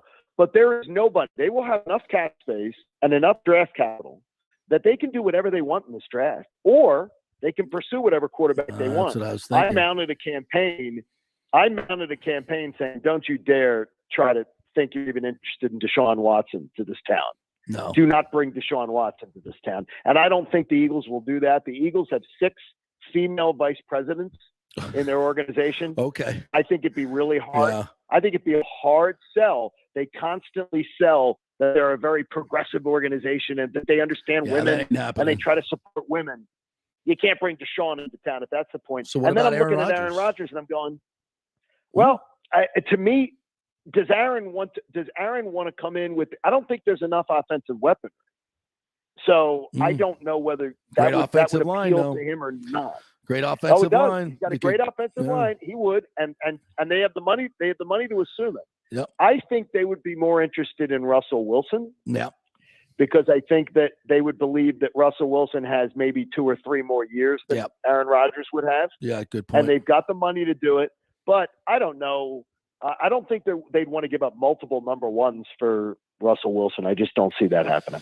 And listen, I think building around Jalen Hurts with 3 first-round picks is not a bad option if you make the right picks. No, it's not. No. And cap space. Yeah. You know, too, which is nice to have that cap space and the flexibility. 100%. Because the Eagles lock up their youngsters. Like, you know, they got Jordan Mailata, who they draft in the 7th round. He ends up he's the best left tackles in the game. Steal. And then they lock him down this year to a long-term extension while he's still cheap and take out those years.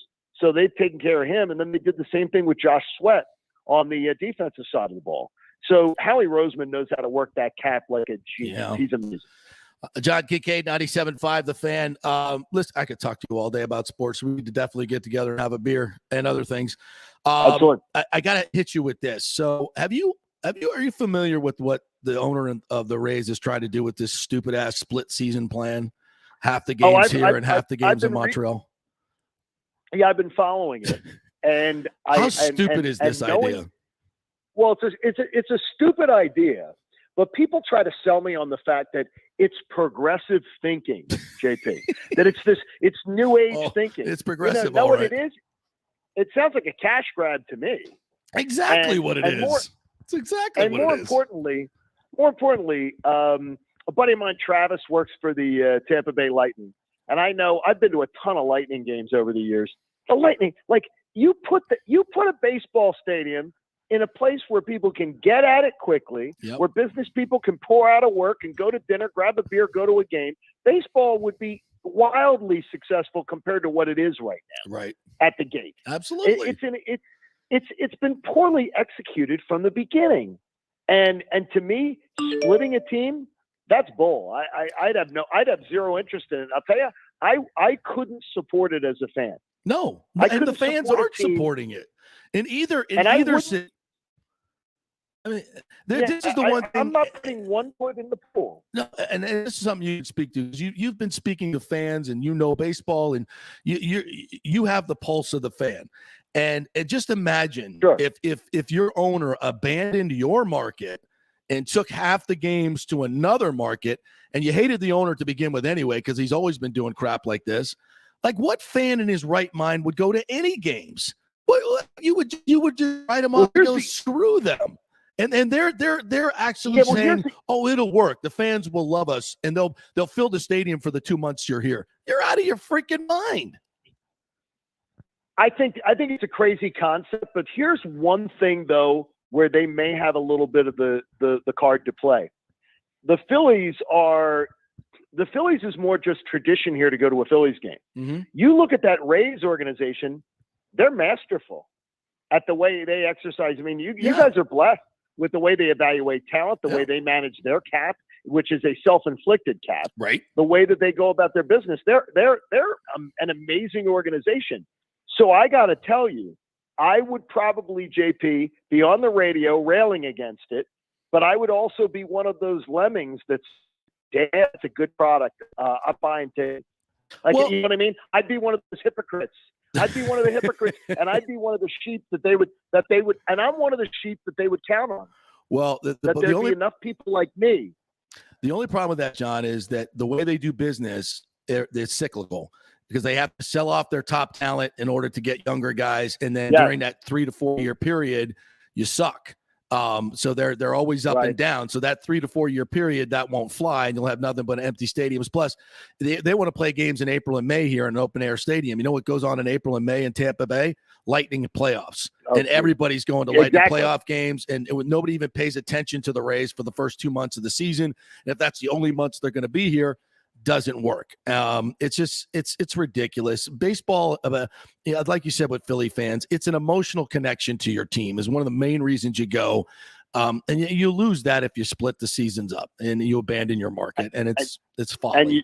And I always smile because when the Tampa Bay Lightning does well, from the time I was a young kid to when I was an intern in college to then I started to work for the Philadelphia Flyers. Our color analyst was the great Bobby Taylor. The chief, he was on with me yesterday. The chief is as loved in Philly today as he ever was. And JP, another one of the. It's another. I can't hate Tampa Bay. It just sucks. I can't hate them. I hated them when Tortorella was the coach. I did hate them then because he always was a miserable. He told you to shut your yap. That's why he told the Flyers to shut your yap. But Bobby Taylor.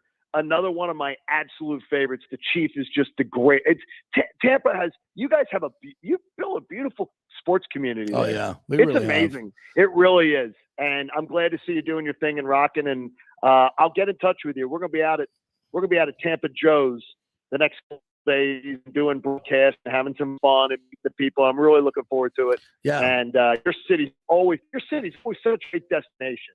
But believe me, Philly's coming. Dude, Philly is coming. How many fans? Largely. What do you think? 80-20? Well, they added what? It won't be 80-20 Phillies. No, I mean Bucs fans. Yeah, but will you get 20% of the crowd? No, I would say I'm saying 30%. 30? I'm saying 30. They added four more flights from Philly to Tampa in the next 2 days. I know that. And the travel agents have done really well. So I would just say the hotels on West Shore, stock the mini bars because it's going to be loud and it's going to be fun and it's going to be a great weekend. So thanks for having good weather except Sunday. I think the bad weather on Sunday, by the way, though, I think that's more of a danger for you guys than us. I do. I think it could be. Don't forget about the mesh point of the zone read. A lot of ball handling going on there with a wet ball. So I know everybody thinks pass, but if you're doing a mesh point 30, 40 times a game with a wet ball, I guarantee you 2 fumbles. That happens. I'm telling you.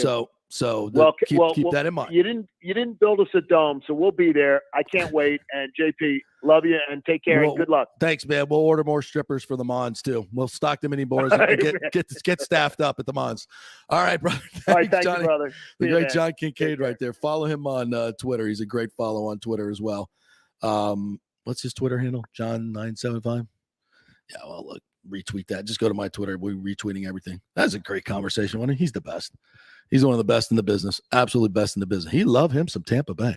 All right, we went way over there, so we're going to have to double up this break, but we'll come back for a big finish, folks. About 5-6 minute break. We'll come back for a big finish. And listen to all our great sponsors. We love them, including our new sponsor, Bay Area Modern Medical. I'll tell you a little bit about that when we come back.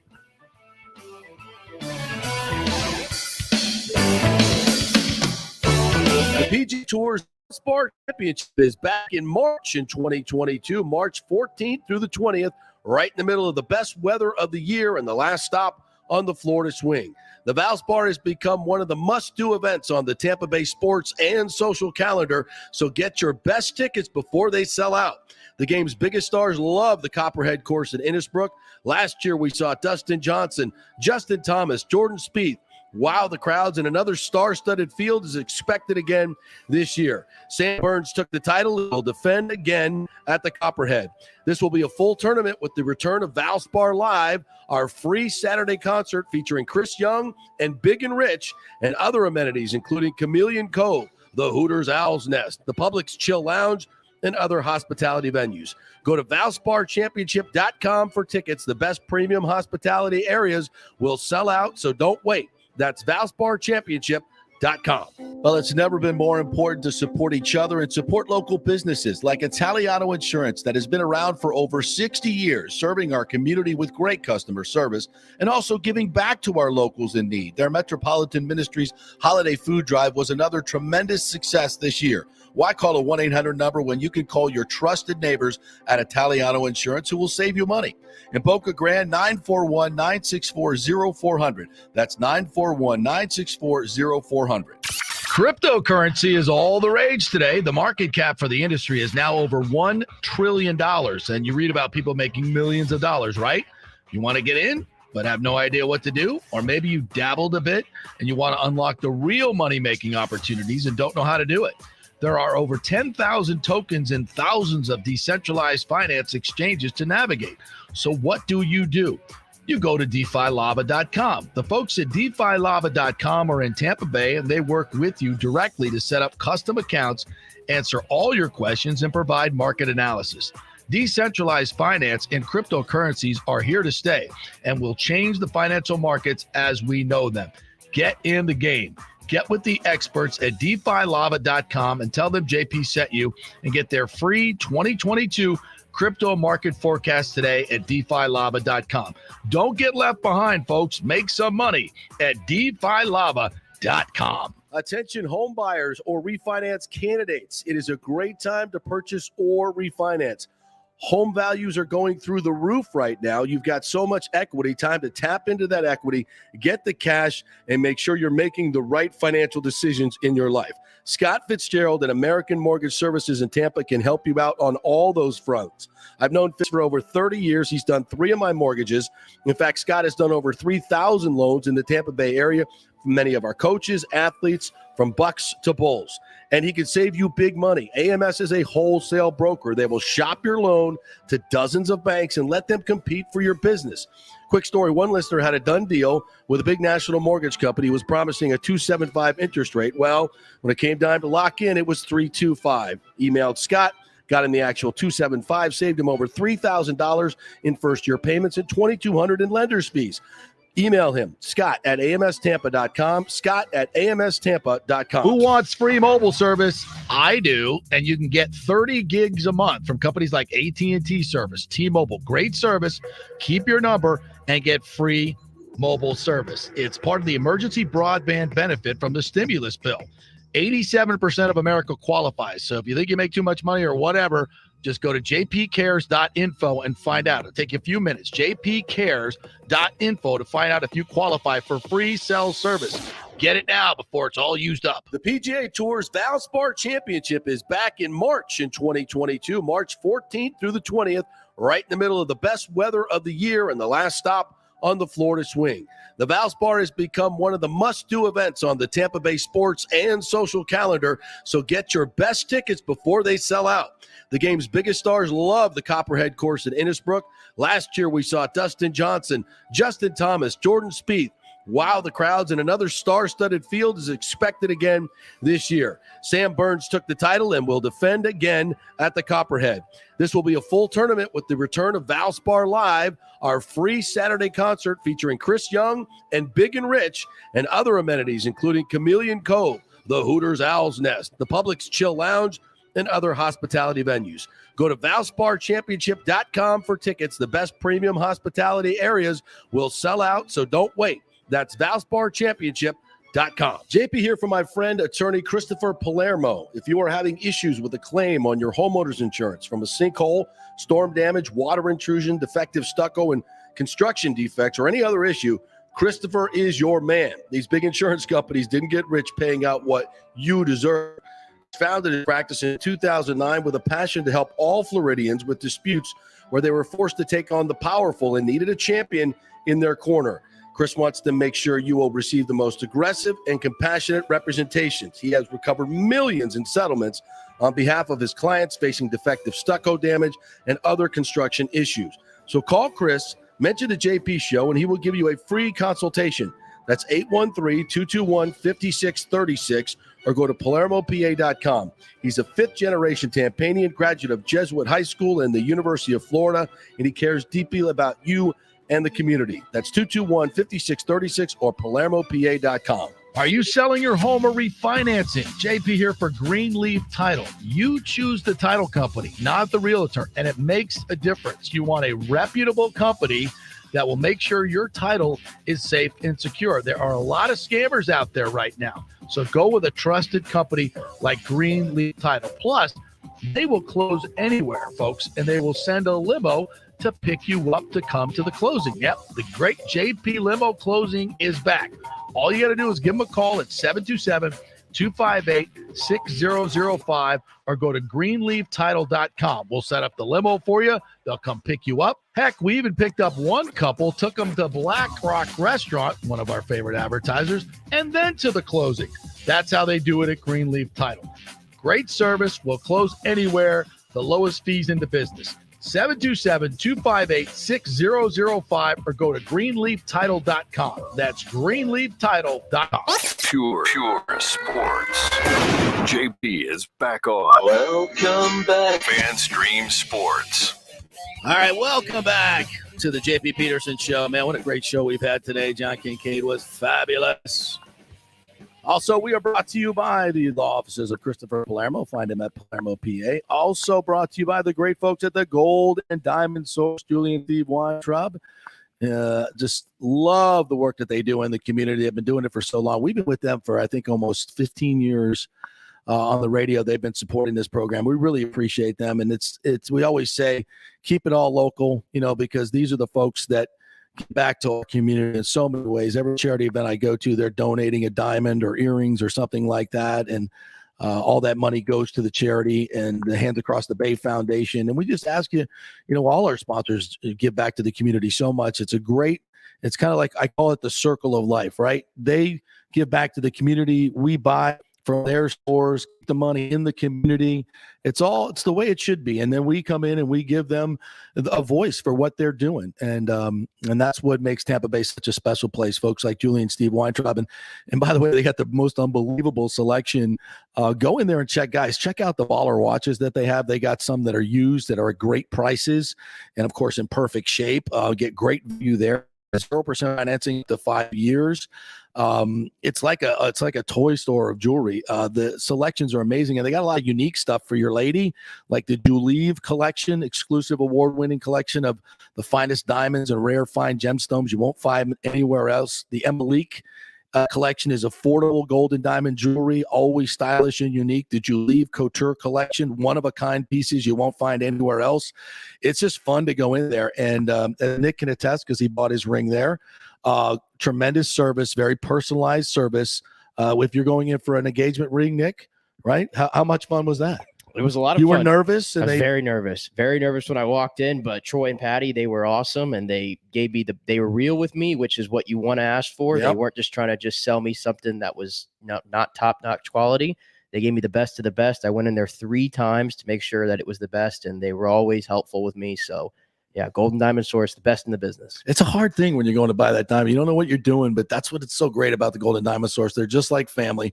It's like going in and hanging out with family. You got a family member in the business. It's the Golden Diamond Source, 3800 Ulmerton Road in Clearwater, just 10 minutes from South Tampa over the Howard Franklin Bridge, or shop anytime online at the Golden Diamond. All right, we got a lot to get to here. Lavonte David at practice. We just retweeted that out on the show Twitter. Not like he's sprinting or cutting on that foot or anything, right? No, but he has the helmet in hand, so he is in pads, and it looks like he's taking part. So he's out there. Shaq Barrett also is doing some running drills, testing out the knee. So those are the things that you have to see, as like we said, 3 days away from the first home playoff game in 14, almost 15 years now. So wow. Haven't won one since 2002. No, it's the 49ers. This is how historic this is. I think we're kind of, we're a little bit used to winning now with Brady being here for 2 seasons now and having won a Super Bowl in Raymond James Stadium. But this is different. This is going to be hopefully 80-20, according to John Kincade, 30% Eagles fans. They're going to be loud. 4 flights. Four flights they've added from Philly. I didn't even know they could do that. Wow. I mean, get ready. And Eagles fans, they're going to bring the passion. But you know what? Buck fans bring the passion as well. We will outshout them, but you got to be on your game. Get there early, get in your seat, and be ready to rock. It's a 1 o'clocker. Obviously, weather's not going to be great, but tailgate your ass off, get lubed up, and let's go. I bet the strip clubs are going to be very happy later Saturday on. Night, ain't no doubt about that. He's like, Stockton Mini Bars will staff up over at Scores and Mons. Not that I know a lot about that, but you know. All right, so Lavonte David is out there. That's good news. That's good news. Working on that sprain. He hasn't been 3 weeks. It's the New Orleans game. Yes, 3. So 3-4 weeks. Yeah. So even if he had a broken foot, hopefully 4 to 6 weeks, those things can get better. With stem cells these days, it's even crazier. So that's the update. Let's get a couple more sound bites in here from some of the guys. Mike Evans spoke yesterday, and I thought he was great. He talked a lot of different about the speaking of the Ray J atmosphere. Let's do number 15 from Evans, and he's excited to play in a playoff game where it's mostly Buck fans. And it's full. I mean, it's been great this whole season, and I expect nothing different. Even better come Sunday. First home playoff game, and since probably I was in middle school. Like I don't even know what year it was. I probably was younger than that. But last year the Super Bowl was here, but that doesn't really count because they didn't have all the Buck stuff in the stadium and things like that. But I'm really excited. We've been waiting a long time for this, and hopefully we can put on a great showing. Yeah, the players are jacked up about this. Ron Jensen said the same thing. They're very excited about the home field and having you guys out there. So let's show up and give our best effort, as we know they are going to give their best effort. Here's Mike Evans talking about his matchup with Darius Slay. Although the Eagles are going to play a lot of zone, Darius Slay will be probably lurking around Mike Evans most of the game. He's a pretty complete corner. Great size, really good speed. Played against Mississippi State. When he wasn't even the best corner on that team, it was Jonathan Banks, my former teammate. He won the Thorpe Award, I think. Yeah. So, but he's always been a really good player. Definitely going to be a challenge. Yeah. It's a name I haven't heard in a long time. Jonathan Banks. Yeah. Wow. Interesting, huh? That when you get to the NFL, though, it's a little bit of a different game. He was also asked about the weather and how it affects him as a wide receiver catching the football. Oh, absolutely. I mean, if the rain is really bad, then, obviously it affects the receiver position the most. DBs start getting happy because it's hard to catch a ball wide open in the rain if it's really bad. But we're professionals. We played in Tampa. I've been here for a long time now. So you got to have the right gloves on or go bare hands. And you got to try to make the play. Yeah, he said, the gloves use is obviously very important. Of course, the receiver knows where he's going. Brady will, get the footballs just like he wants them, as we know, for the weather. He's played in it before. It's going to, look. If you're playing in a sloppy game and the Eagles running the football and they're controlling the clock, and you have limited possessions and you have 2 or 3 drops on third down, it's an equalizer. It's an equalizer. There's no question about it. So the Bucs have to be very cognizant. I would be shocked if they're not doing wet ball drills today or tomorrow. They should be. No detail left undone. So I get out the buckets and the soap and get because it forces the players to think a little bit more and focus a little bit more on securing that football before they do anything. And that's definitely going to play into it. No question about it. Let's hear Evans on the wide receiver depth as well. Talking. Oh, by the way, the Bucs have signed John Brown, who Arians had in Arizona, so he knows the offense, knows the terminology. Speed guy.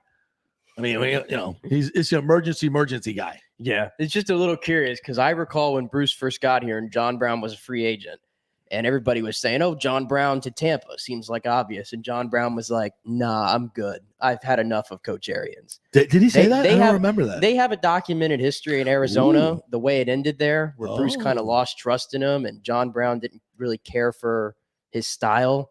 That was an open thing back then. So when I saw John Brown was signing, I'm like, that's interesting, just a little bit. That is interesting. But like you said, he's the emergency of all emergencies for this. Did the GM make the call on this?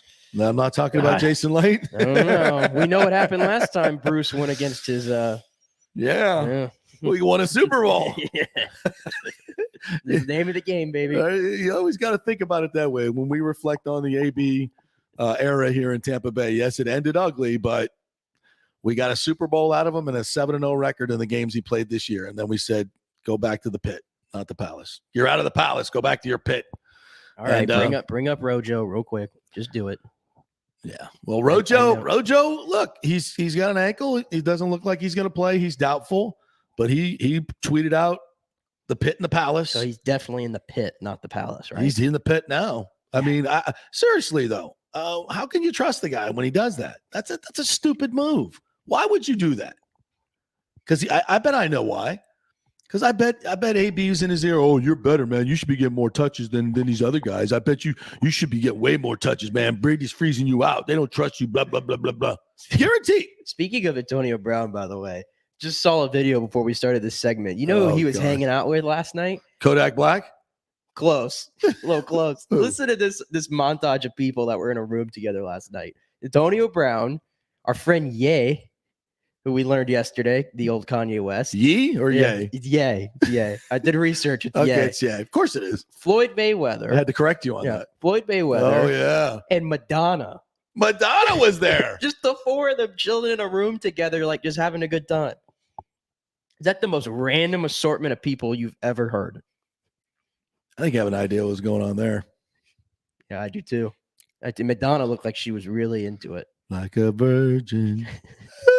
And maybe not. Maybe not. Okay. Any update on Kodak, by the way? I know it made big news on. I did see some more video, by the way, some up close video. Yeah, you saw weren't twerking. They were not twerking. By the way, if you missed our discussion on this yesterday, on yesterday's show, at what about the 11? We did that. When would you do that? 11:10 to 11:25. 11:10 to 11:25. It's epic. Only we would 15 minutes for this. It was good. But it was more about how that's so on brand for the Panthers and not the Lightning. So if you're a Lightning fan, you got to check that out. That was a fun conversation, and it hit TMZ big time. And it was everywhere. Yeah, every publication had that. Yeah, and I guess the Panthers have the NHL like tweeted out like this is so funny.